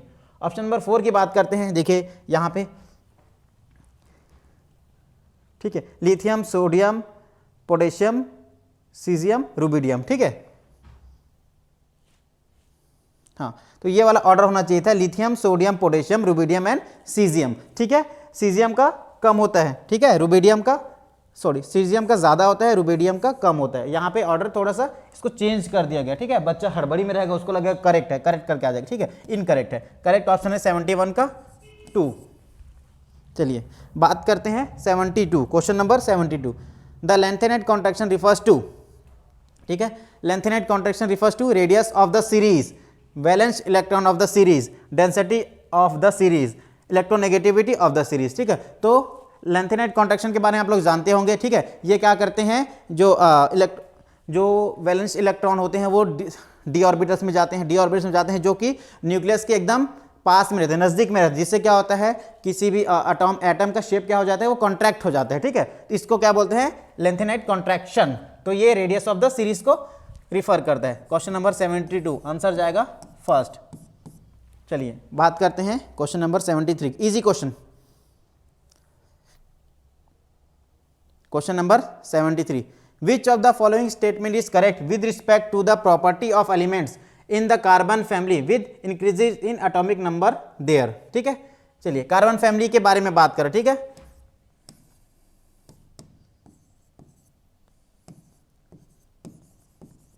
चलिए बात कर रहे हैं कार्बन फैमिली की। ठीक है, जब उसका एटॉमिक नंबर बढ़ता है तो एटॉमिक साइज भी इंक्रीज होता है। करेक्ट है, ऊपर से नीचे जाने पे एटॉमिक नंबर बढ़ता है और एटॉमिक साइज भी इंक्रीज होता है। ठीक है, ionization energy increases. Ionization energy क्या होता है? किसी भी एटम से हम लोग जब एक इलेक्ट्रॉन निकालते हैं तो उसके लिए जो हम लोग एनर्जी प्रोवाइड करते हैं उसको बोलते हैं आयोनाइजेशन एनर्जी। ठीक है, ऊपर से नीचे जाने पे क्या होता है? साइज इंक्रीज हो रहा है। साइज इंक्रीज होगा तो क्या आयोनाइजेशन एनर्जी इंक्रीज होगा? ठीक है, एक छोटे एटम से इलेक्ट्रॉन निकालना टफ होगा या एक बड़े एटम से इलेक्ट्रॉन निकालना टफ होगा? बड़े इलेक्ट्रॉन से इलेक्ट्रॉन निकालना ज़्यादा इजी पड़ेगा। ठीक है, तो ऊपर से नीचे जाने पे क्या होगा? आयोनाइजेशन एनर्जी डिक्रीज होगा। ठीक है, चलिए तो ऑप्शन नंबर 2 इनकरेक्ट है, option number first is correct. आगे देखते हैं option number 3, metallic character decreases. ठीक है, तो ऊपर से नीचे जाने पे देखिए ये क्या है? नॉन मेटल्स हैं, तो ऊपर से नीचे जाते हैं तो मेटेलिक कैरेक्टर इंक्रीज होता है। ठीक है, in P block stability of +4 oxidation state increases. ठीक है, ऊपर से नीचे आते हैं, नीचे क्या लगता है? Inert pair effect. ठीक है, सर ने आपको पढ़ाया होगा इनर्ट पेयर इफेक्ट के बारे में बहुत ही अच्छे से डिटेल में। अगर नहीं आप लोग इस हमारी कोचिंग में नहीं पढ़ते हैं तो आप हमारी ऐप में जाके उस कोर्स को आप लोग परचेस करके देख सकते हैं। बहुत ही अच्छे, बहुत ही सुंदर ढंग से डिटेल में पढ़ाया हुआ है। ठीक है, तो ऊपर से नीचे आते हैं, ऊपर में +4, नीचे आते आते +2 ज़्यादा स्टेबल होने लगता है। ठीक है, तो +4 ऑक्सीडेशन स्टेट इंक्रीजेस, ये गलत है। ठीक है, तो इसमें से सही कौन सा है? एटॉमिक नंबर के बढ़ने के साथ एटॉमिक साइज भी इंक्रीज होता है, ऑप्शन नंबर फर्स्ट। बाकी 3 इनकरेक्ट है। समझ में आया? चलिए क्वेश्चन नंबर 70 का आंसर है फर्स्ट। बात करते हैं क्वेश्चन नंबर 74 की। The incorrect order of radius is और आर। चलिए देखते हैं। ठीक है, सबसे पहला ऑप्शन है Cu minus Cu and Cu plus. ठीक है, चलिए Cu माइनस की बात करते हैं। ठीक है, तो इसके जब वैलेंस Cu माइनस के वैलेंसी शेल में आ जाएंगे 3d10 4s2। ठीक है, यहाँ पे 3d10 4s1, यहाँ पे 3d10 4s0। ठीक है, इधर ध्यान दीजिए। ठीक है, तो Cu माइनस जो होगा इसका रेडियस सबसे ज़्यादा होगा क्योंकि ये s ब्लॉक इसका फुलफिल हो चुका है। उसके बाद Cu, उसके बाद Cu प्लस, इसके बाद तो 4 ऑर्बिटल ही गायब हो गया। बात समझ में आया? जैसे इसने इलेक्ट्रॉन को डोनेट किया या रिलीज किया, इसका 4s ऑर्बिटल गायब हो गया, तो इसका रेडियस कम हो गया। ठीक है, क्वेश्चन क्या पूछा है? इनकरेक्ट ऑर्डर पूछा है, पहला वाला करेक्ट है। ठीक है, ऑप्शन नंबर 2 की बात करते हैं। ये क्वेश्चन है 74। ठीक है, ऑप्शन नंबर 2 में देख रहे हैं क्या लिखा है? Scandium plus, potassium plus and sulphide -2। ठीक है, scandium +3, potassium plus and sulphide -3, ये तीनों क्या है? आइसो इलेक्ट्रॉनिक स्पीशीज हैं। ठीक है, आइसो इलेक्ट्रॉनिक स्पीशीज के बारे में मैंने बताया था आप लोग को कि जो जितना ज़्यादा नेगेटिव होगा उसका साइज उतना ही बड़ा होगा। ठीक है, तो साइज का ऑर्डर क्या रहेगा? Sulphide, potassium and scandium plus. यहाँ पे ऑर्डर उल्टा दिया हुआ है, तो इनकरेक्ट ऑर्डर आंसर जाएगा second, option number 2। Option number 3 की बात करते हैं। ठीक है, ठीक है, तो निकिल, कॉपर और जिंक, इनके बीच में रेडियस ऑलमोस्ट सेम या इंक्रीज होता है, ये ऑर्डर रहता है। ठीक है, थोड़ा थोड़ा बढ़ता है लेकिन बढ़ता तो है, तो ये वाला ऑप्शन भी करेक्ट है। ठीक है, option number 1 and 3 is correct, option number 2 is incorrect, और जो गलत है वही सही है, ऑप्शन नंबर 2। चलिए आगे देखते हैं question number 75। The electron affinity values for the halogens show the following trend. ठीक है, क्वेश्चन नंबर 75। ठीक है, आप लोग जानते होंगे ये हैलोजन फैमिली का क्वेश्चन है। ठीक है, चलिए सबसे पहले फ्लोरीन, क्लोरीन, ब्रोमीन, आयोडीन, तो इलेक्ट्रॉन अफिनिटी सबसे ज़्यादा होता है क्लोरीन का। ठीक है, ये वाला ऑर्डर देख लीजिए, और उसके बाद जैसे ही ऊपर से नीचे जाते हैं इलेक्ट्रॉन अफिनिटी का ऑर्डर जो है डिक्रीज होते जाता है। ठीक है, तो कौन सा ऑप्शन मैच कर रहा है? Fluorine, chlorine, bromine, iodine, option number 2। 75 का आंसर जाएगा 2। ठीक है, समझ में आई ये चीज? चलिए आगे देखते हैं क्वेश्चन नंबर 76। क्वेश्चन नंबर 76 पढ़ते हैं। Of the following pairs the one containing examples of metalloid elements in the periodic table is. चलिए मेटलॉइड्स की बात करते हैं। मेटलॉइड्स कितने हैं? सब, बेचारे, जनों की आस सुनो, सॉरी, सब बेचारे जनों की आस सुनो, प्रभु। ठीक है, चलिए, सब बेचारे जनों की आस, ठीक है, ये क्या है, मेटलॉइड्स हैं सारे। देख लीजिए कौन सा ऑप्शन है। सोडियम क्या है, मेटल है, सोडियम, और पोटेशियम मेटल है, fluorine and chlorine non metals हैं।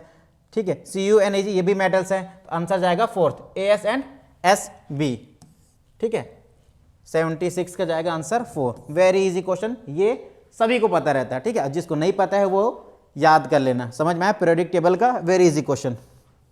Question number question number 77%, the correct order of radii is. यहां पे थोड़ा बात करते हैं। ठीक है, पूरा का पूरा रेडियस के जितने भी कॉन्सेप्ट हो सकते हैं यहां पे लग सकते हैं, ऐसा लग रहा है देखने से। Option number first, nitrogen, beryllium and boron. देखते हैं। ठीक है, चलिए, lithium, sodium, magnesium, hydrogen, helium, lithium, beryllium, boron, carbon, nitrogen, oxygen, fluorine, neon. ठीक है, लेफ्ट टू राइट जाते हैं तो क्या होता है, ठीक है, रेडियस जो है डिक्रीज होते जाता है। ठीक है, और फ्लोरीन और नियॉन में से नियॉन का ज़्यादा होता है ड्यू टू ये क्या है, इनर्ट गैसेस हैं। ठीक है, चलिए, तो नाइट्रोजन से कम होगा बेरिलियम का, और बेरिलियम, ठीक है, सबसे पहला ऑर्डर, करेक्ट ऑर्डर रहेगा इसका, सबसे बेरिलियम का सबसे ज़्यादा, बोरॉन का, फिर नाइट्रोजन का। ऑर्डर इनकरेक्ट है। ठीक है, ऑप्शन नंबर 2 की बात करते हैं। यहाँ पे क्या दिया हुआ है, magnesium +2, lithium plus and nitride ion. ठीक है, यहाँ पे देखिए लिथियम प्लस और N-3। ठीक है, यहाँ पे N-3, यहाँ पे क्या आ गया इसके पास, इनर्ट गैसेस कन्फिग्रेशन आ गया यहाँ पे। ठीक है, तो इनर्ट गैसेस कन्फिग्रेशन होने से इसका रेडियस बहुत ज़्यादा इंक्रीज हो जाएगा। ठीक है, समझ में आया। और यहाँ पे देखो लिथियम और मैग्नीशियम की बात करते हैं तो इसमें आ जाएगा डायगोनल रिलेशन, तो लिथियम प्लस और मैग्नीशियम +2 का थोड़ा सा ज़्यादा होता है रेडियस, ज़्यादा होता है, बात समझ में आया, थोड़ा सा ज़्यादा होता है लेकिन ज़्यादा होता है। ये चीज़ें आपको सर ने कॉपी में लिखवाई होंगी। ठीक है, जो कॉपी रिवीजन करते हैं, जो पढ़ते होंगे, जो सर से पढ़े होंगे, जिनको याद होगा वो जानते होंगे ये चीज़, समझ में आया। तो ऑप्शन नंबर 2 इज करेक्ट। ठीक है, N-3 का रेडियस ज़्यादा क्यों है, क्योंकि इसने इनर्ट गैस कन्फिग्रेशन यहाँ पे बना लिया है। ठीक है, इसीलिए इसका सबसे ज़्यादा रेडियस, और लिथियम प्लस और मैग्नीशियम +2 इसके बारे में बात करें तो ये सर ने कॉपी में लिखवाया हुआ है, लिथियम प्लस का मैग्नीशियम +2 से रेडियस थोड़ा सा ज़्यादा होता है ड्यू टू डायगोनल रिलेशन। ठीक है, चलिए आगे देखते हैं, और इसका भी बात कर ले क्या, चलिए ऑप्शन नंबर 3 की भी बात कर लेते हैं। ऑप्शन नंबर 3 क्या दिया है, सोडियम, लिथियम, पोटेशियम। ठीक है, बहुत ही इनकरेक्ट ऑर्डर है। ठीक है, सबसे पहले, सबसे इसमें से बड़ा होगा सोडियम, सबसे पोटेशियम, सोडियम, देन लिथियम सबसे छोटा। ठीक है, इनकरेक्ट ऑर्डर दिया हुआ, यहां पे देखते हैं। ठीक है,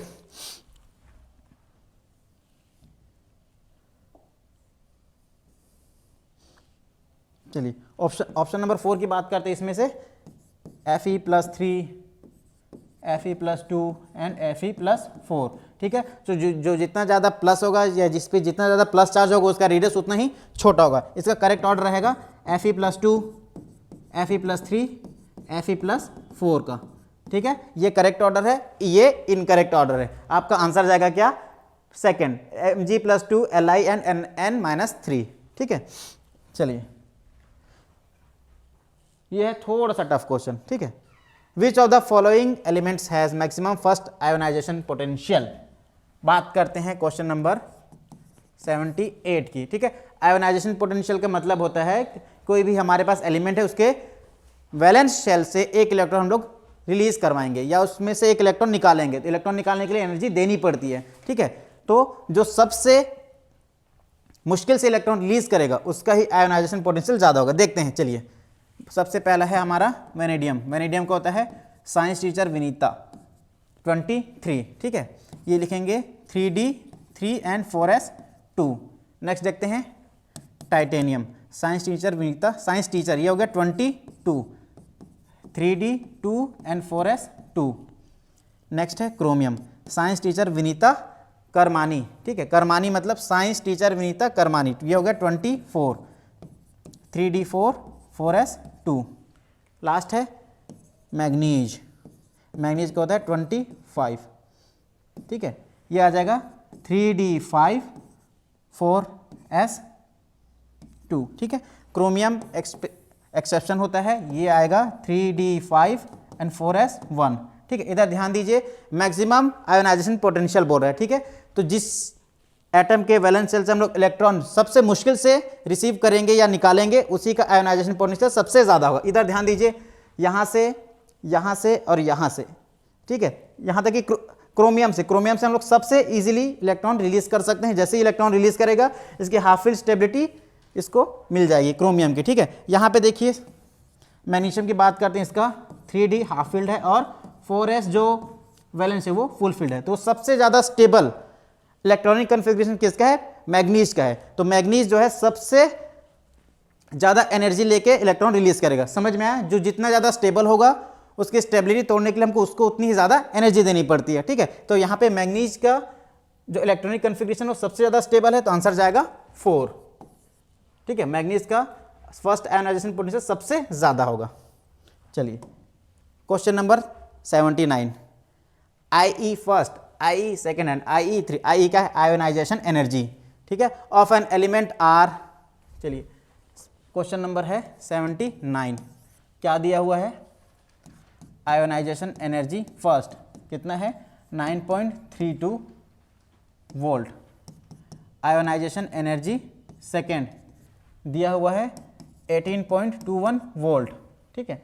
और आयोनाइजेशन 3 दिया हुआ है 153.83, ठीक है, इलेक्ट्रॉन वोल्ट,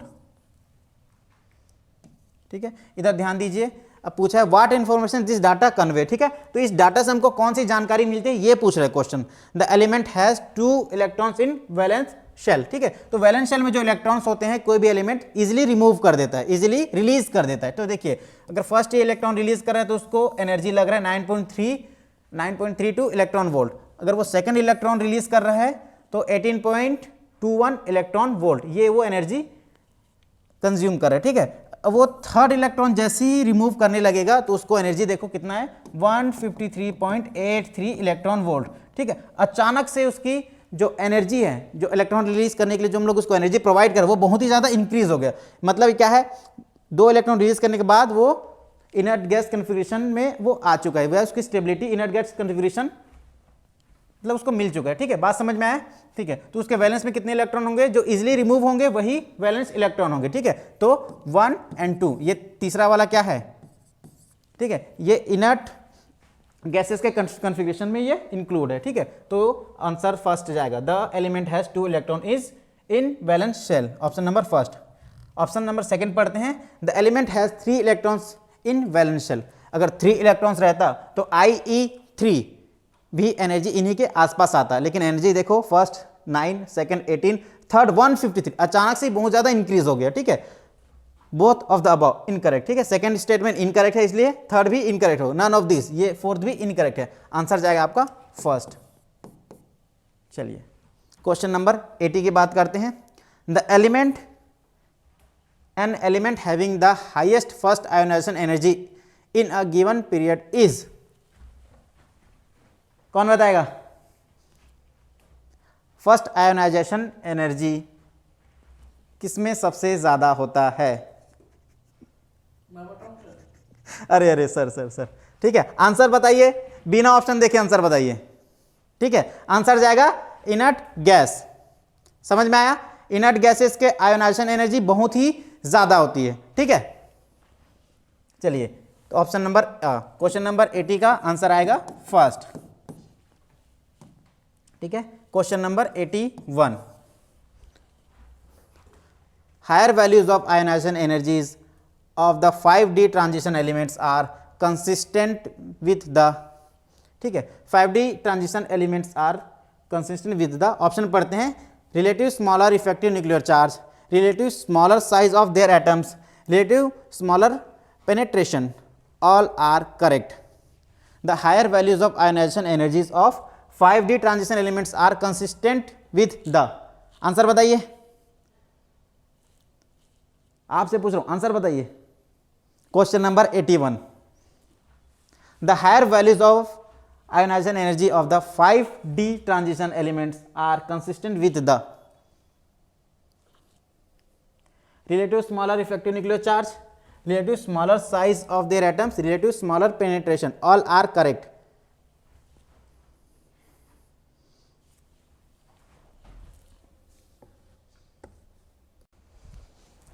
तो बच्चों राहुल सर की धर्मपत्नी जी का कॉल आ गया था, इस वजह से राहुल सर थोड़ा फ़ोन अटेंड करने गए हैं। आगे के क्वेश्चन मैं कुछ आपको बता देता हूँ, ठीक है। क्वेश्चन नंबर 81 क्या है, ज़रा गौर से देखते हैं। Higher value of ionization energies of 5d transition element are consist with the, देखो क्वेश्चन ना थोड़ा टफ की कैटेगरी में है, लेकिन जो बच्चा कंसेप्ट से काम कर रहा है उसके लिए कोई दिक्कत नहीं आएगी। Relative smaller effective nuclear charge, relative smaller size of their atoms, इनके एटम्स का साइज रिलेटिवली कम होता है, relative smaller penetration, all the correct. देखो ये 3D है, ये 4D है, ये 5D सीरीज है। अगर मैं यहाँ साइज की बात करता हूँ तो 3D से आपको मालूम है साइज 4D का ज़्यादा होता है और 4D 5D ऑलमोस्ट इक्वल होता है, ठीक है। ऐसा होता है ड्यू टू लेंथेनॉइड कॉन्ट्रैक्शन की वजह से, लेंथेनॉइड कॉन्ट्रैक्शन की वजह से। अब यहाँ पर हम लोग एक्सपेक्टेड आईपी का ऑर्डर हम लोग एक्सपेक्ट करते हैं कि टॉप टू बॉटम जाते हैं तो आईपी डिक्रीज होनी चाहिए, लेकिन एक्चुअल ऑर्डर में चेंज आएगा। जहाँ जहाँ साइज का एक्सेप्शन था वहाँ मैंने आपको बताया, एक बात बोलना है, क्या बोलना है यहाँ पर, पलट, तेरा ध्यान किधर है, आईपी का ऑर्डर इधर है, यहाँ पर पलट देना है। तो ये हो जाएगा 3D, ये होगा 4D और ये हो गया 5D। 5D का आईपी ज़्यादा इस वजह से हो रहा है क्योंकि रिलेटिवली इसका साइज कम है, यानी second is the right answer. ये क्लासरूम में हमने आपको बहुत डिटेल में करवाया हुआ, ठीक है बॉस।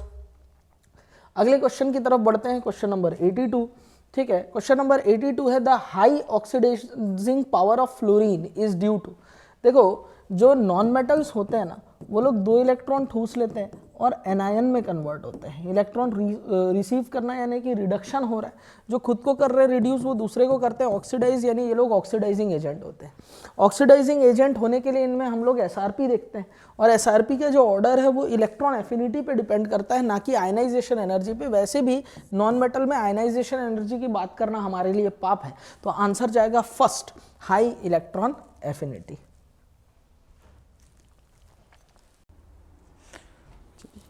चलिए तो बात करते हैं क्वेश्चन नंबर 83 की। क्वेश्चन नंबर 83 है, the atomic radius decreases in a period due to, ठीक है। क्वेश्चन नंबर 83 क्या बोल रहा है, जब लेफ्ट टू राइट पीरियड में जाते हैं तो क्या होता है, रेडियस डिक्रीज होता है। क्यों, इसका रीजन क्या है, ठीक है। इसका रीजन है जैसे जैसे हम लोग लेफ्ट टू राइट जाते हैं एटॉमिक नंबर बढ़ता है, एटॉमिक नंबर बढ़ने से उसका जो न्यूक्लियस है, न्यूक्लियस में पता है number of proton, number of proton क्या करता है, ठीक है, नंबर ऑफ प्रोटॉन करता है अट्रैक्ट वैलेंस शेल को, वैलेंस शेल को जैसे ही वो अट्रैक्शन अट्रैक्ट करता है तो वैलेंस शेल क्यों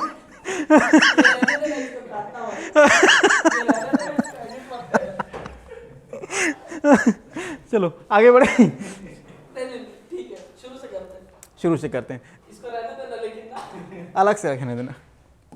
question number 83, the atomic radius decreases in a period due to, ठीक है। तो लेफ्ट टू राइट जाने से रेडियस जो है डिक्रीज होता है। रेडियस डिक्रीज क्यों होता है, क्योंकि न्यूक्लियस में नंबर ऑफ प्रोटॉन्स इंक्रीज हो, नंबर ऑफ प्रोटॉन्स इंक्रीज होने से क्या होता है, बाहर जो वैलेंस शेल है उसको ये अट्रैक्ट करता है। अट्रैक्ट करता है मतलब attraction of nucleus to valence shell increase होता है, इससे क्या होता है, ठीक है। तो जो एटॉमिक रेडियस है वो डिक्रीज क्यों होता है, increase in nucleus attraction. Option number first, समझ में आया क्या?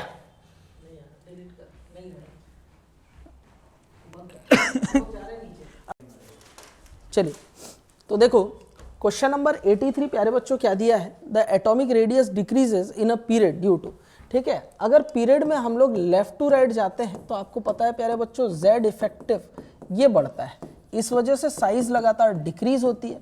तो आंसर डंके की चोट पे फर्स्ट जाने वाला है, बड़ा आसान है। अगले क्वेश्चन की तरफ हम लोग बढ़ते हैं, क्वेश्चन नंबर 84 देखो, according to molecular orbital theory the O2 plus species possess, देखो स्टेबिलिटी लोअर देन O2, तो देखो O2 प्लस और O2 इसके पास 15 इलेक्ट्रॉन है, बॉन्ड ऑर्डर इसके पास 14 होता है, तो सबको पता है कि 4 होता है। 15 होगा तो कितना हो जाएगा बेटा, नहीं 14 होगा तो 3 होता है, और फिर 15 होगा तो 2.5 होगा। 16 अगर इलेक्ट्रॉन हो गए जैसा कि O2 के पास है तो इसका बॉन्ड ऑर्डर 2 होगा। स्टेबिलिटी की जब मैं बात करता हूँ तो stability directly proportional to bond order होता है, यानी स्टेबिलिटी जो है वो O2 से O2 प्लस की ज़्यादा होती है। तो यहाँ पर देखो स्टेबिलिटी O2 प्लस की O2 से ग्रेटर देन होनी चाहिए, यहाँ स्टेबिलिटी लोअर देन हो गया, तो ये पहला स्टेटमेंट तो गलत हो गया। तीसरा 3 अनपेयर्ड इलेक्ट्रॉन है O2 प्लस के पास, ये बोल रहा है। चेक करते हैं, ऑक्सीजन वो स्पीशीज है जिसके पास एटॉमिक नंबर 8 या 8 से ज़्यादा है, तो इसका इलेक्ट्रॉनिक कन्फिग्रेशन हम लोग लिखेंगे, ये हो जाएगा 8 इलेक्ट्रॉन भरने के बाद में ये होता है सिग्मा 2pz, पाई 2px, पाई 2py, फिर पाई स्टार 2px और पाई स्टार 2py, और फिर सिग्मा स्टार 2pz। चूँकि 8 इलेक्ट्रॉन हमने भर दिए तो ये हो गया 2 10 11 12 13 14, और इसके पास 15 इलेक्ट्रॉन है, तो 15th इलेक्ट्रॉन यहाँ आएगा, यानी नंबर ऑफ अनपेयर्ड इलेक्ट्रॉन 1 होंगे ना कि 3। ठीक है, नेचर वाइज ये डायमैग्नेटिक कैरेक्टर बोल रहा है, तो आप ध्यान रखना 12 14 और 18 यही लोग डायमैग्नेटिक होते हैं। 15 इलेक्ट्रॉन है तो नेचर वाइज ये पैरामैग्नेटिक है, एक अनपेयर्ड इलेक्ट्रॉन है तो ये पैरामैग्नेटिक होगा ना कि डायमैग्नेटिक। बॉन्ड ऑर्डर 2.5 ये करेक्ट है, आंसर जाएगा हमारे पास में 4th। 85 क्वेश्चन की तरफ बढ़ते हैं, सेक्शन ए का लास्ट क्वेश्चन है। सेक्शन ए का लास्ट क्वेश्चन है, smaller the size of an atom greater is the electronegativity. Smaller the size of an atom, अगर किसी एटम का साइज अगर स्मॉलर है तो उसकी इलेक्ट्रोनेगेटिविटी ज़्यादा होती है, और ये बात सही है, electronegativity inversely proportional to size है, यानी असर्शन तो करेक्ट है। रीजन देखते हैं, electronegativity refer to the tendency of atom so share electron with the other atom. बिल्कुल गलत। इलेक्ट्रोनेगेटिविटी प्यारे बच्चों, पहली बात तो ये प्रॉपर्टी बॉन्डेड एटम की होती है, और ये इलेक्ट्रॉन को शेयर करने की प्रॉपर्टी नहीं है, शेयर्ड इलेक्ट्रॉन को अपनी तरफ अट्रैक्ट करने की टेंडेंसी है। समझ में आ रही बात? It is not the property of share electrons, है ना, ये टेंडेंसी है किसकी बेटा, शेयर्ड इलेक्ट्रॉन को अट्रैक्ट करने की। It is the tendency of attraction of shared electron towards more electronegative atom from less electronegative atom. ये वाला स्टेटमेंट बिल्कुल गलत है। एनसीईआरटी की लाइन है ना, ये भी एनसीईआरटी की लाइन है, कुछ भी नहीं पेपर बना दिए अपन, एनसीईआरटी की लाइन दी हुई है। तो इसका मतलब असर्शन करेक्ट है, रीजन इनकरेक्ट है, assertion is correct, reason is incorrect, यानी आंसर डंके की चोट पे 3 जाने वाला है। और इसी के साथ ही सेक्शन ए हमारा समाप्त होता है।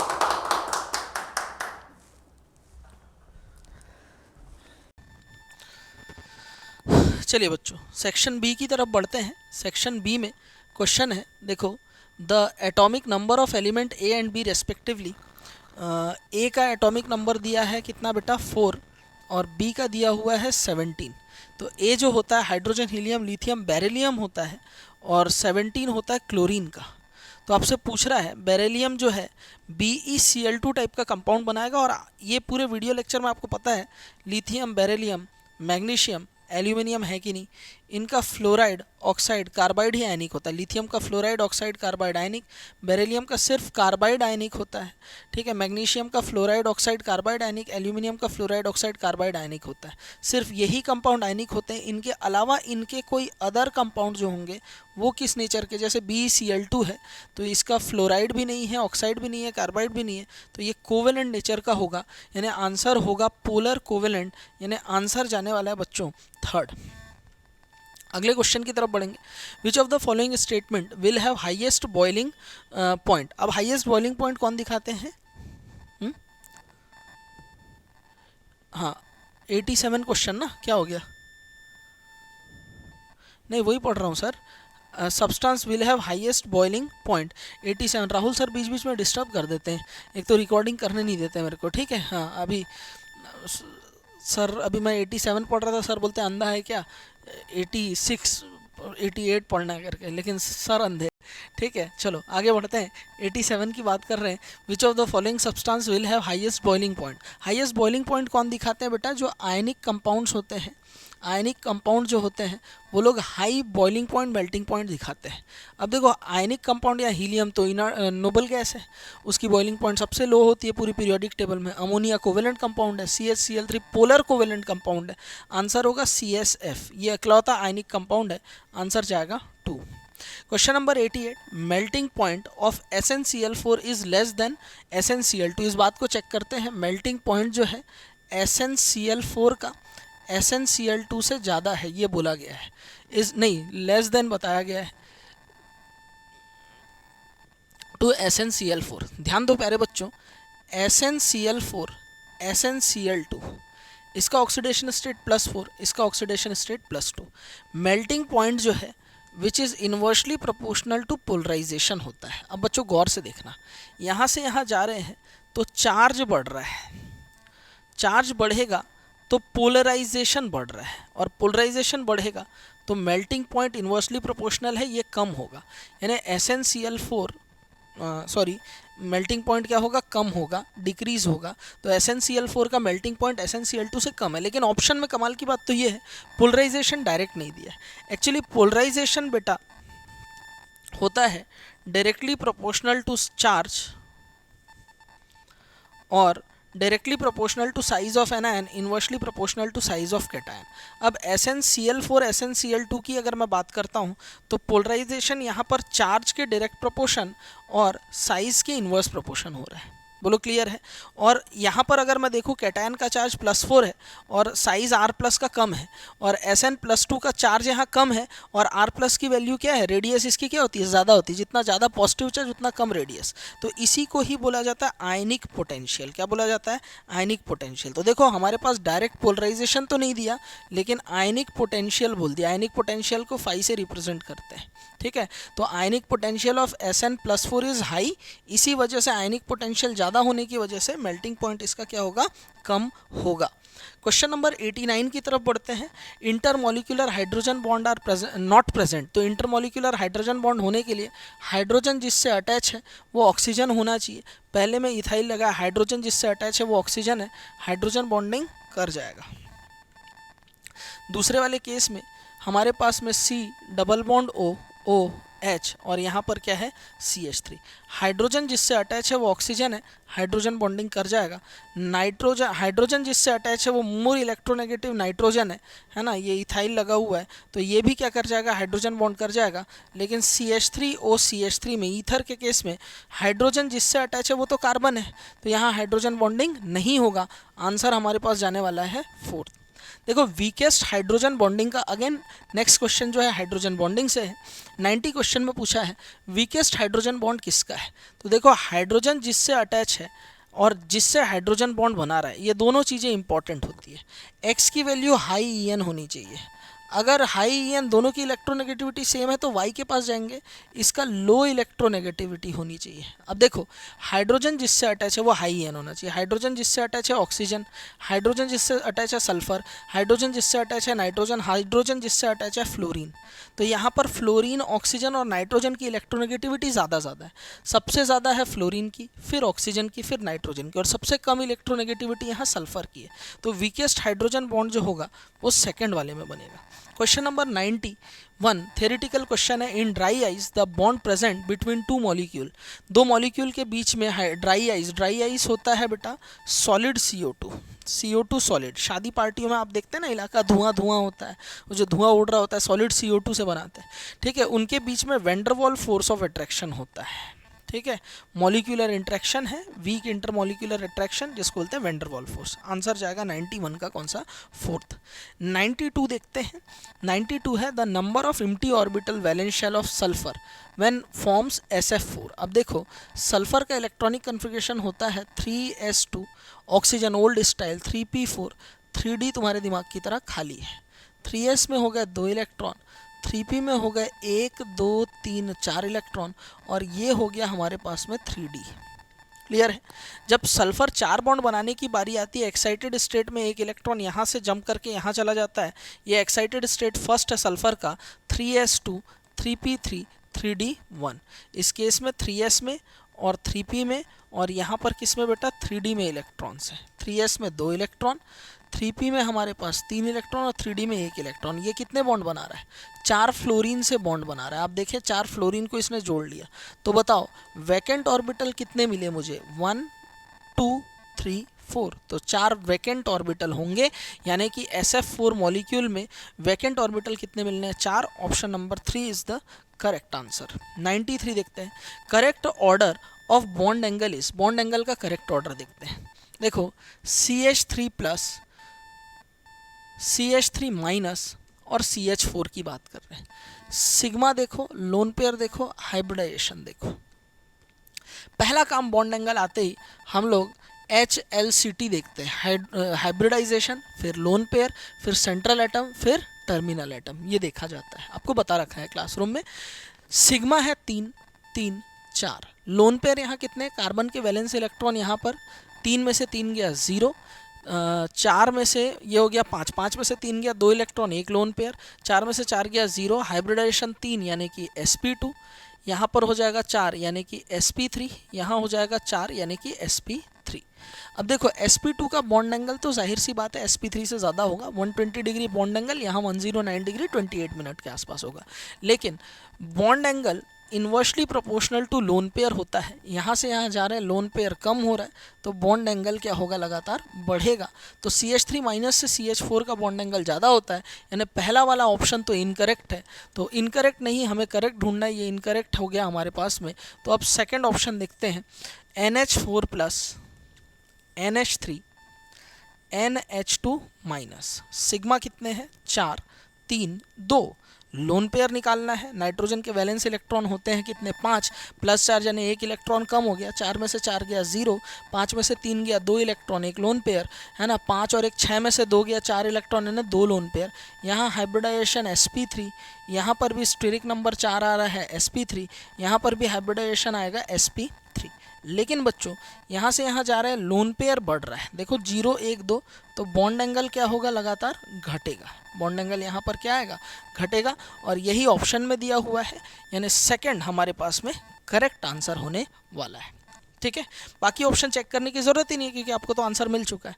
In which of the following transformation the bond order has increased and the magnetic behaviour also change. Bond order भी चेंज होना चाहिए और मैग्नेटिक बिहेवियर भी। C2 प्लस, इसके पास 12 में से 11 इलेक्ट्रॉन है, और इससे बन रहा है C2। C2 के पास 12 इलेक्ट्रॉन है। 12 इलेक्ट्रॉन वाले डायमैग्नेटिक और 11 इलेक्ट्रॉन वाले पैरामैग्नेटिक होते हैं। 12 14 18 ये डायमैग्नेटिक होते हैं। बच्चों बात को समझना, यहाँ पर मैग्नेटिक बिहेवियर तो चेंज हो गया। अब देखते हैं bond angle, bond order increase हो रहा है कि नहीं। देखो 14 इलेक्ट्रॉन रहता है तो बॉन्ड ऑर्डर कितना होता है? 3। 12 इलेक्ट्रॉन 13 रहने से 2.5, और 12 रहने से 2, और 11 रहने से 1.5 बॉन्ड ऑर्डर होता है। करेक्ट है? ठीक है, तो बॉन्ड ऑर्डर यहाँ पर क्या हो रहा है? इंक्रीज हो रहा है, और मैग्नेटिक बिहेवियर भी बदल रहा है। तो हमारे पास तो आंसर आ चुका है, फिर भी बाकी चेक कर लेते हैं। पहला, दूसरा वाला देखो, NO प्लस से NO बन रहा है। NO के पास 7 दूनी 14 और एक 15 इलेक्ट्रॉन है, और इसके पास 14 इलेक्ट्रॉन है। देखो 14 इलेक्ट्रॉन वाला डायमैग्नेटिक, ये पैरामैग्नेटिक। जाहिर सी बात है यहाँ पर भी मैग्नेटिक प्रॉपर्टी चेंज हो रही है, लेकिन डायपोल मोमेंट अगर बॉन्ड ऑर्डर देखूँ तो यहाँ बॉन्ड ऑर्डर 3 होगा, यहाँ 2.5 होगा। बॉन्ड ऑर्डर यहाँ पर घट गया, हमें बॉन्ड ऑर्डर बढ़ना चाहिए, तो ये तो नहीं होगा। पहला तो करेक्ट है। ठीक है, तीसरा देख लेते हैं। O2 के पास होता है 8 दूनी 16 इलेक्ट्रॉन। ठीक है, नेचर वाइज ये पैरामैग्नेटिक है। O2 प्लस है, इसके पास 15 इलेक्ट्रॉन होगा, नेचर वाइज ये भी पैरामैग्नेटिक है। मैग्नेटिक बिहेवियर यहाँ चेंज नहीं हो रहा, तो ये तो आंसर नहीं होगा। आप बॉन्ड ऑर्डर निकाल सकते हो, 14 इलेक्ट्रॉन स्पीशीज़ का 3, 15 का रहेगा 2.5 और 16 का रहेगा 2। ठीक है, चलिए चौथा देखते हैं, N2 और N2 प्लस।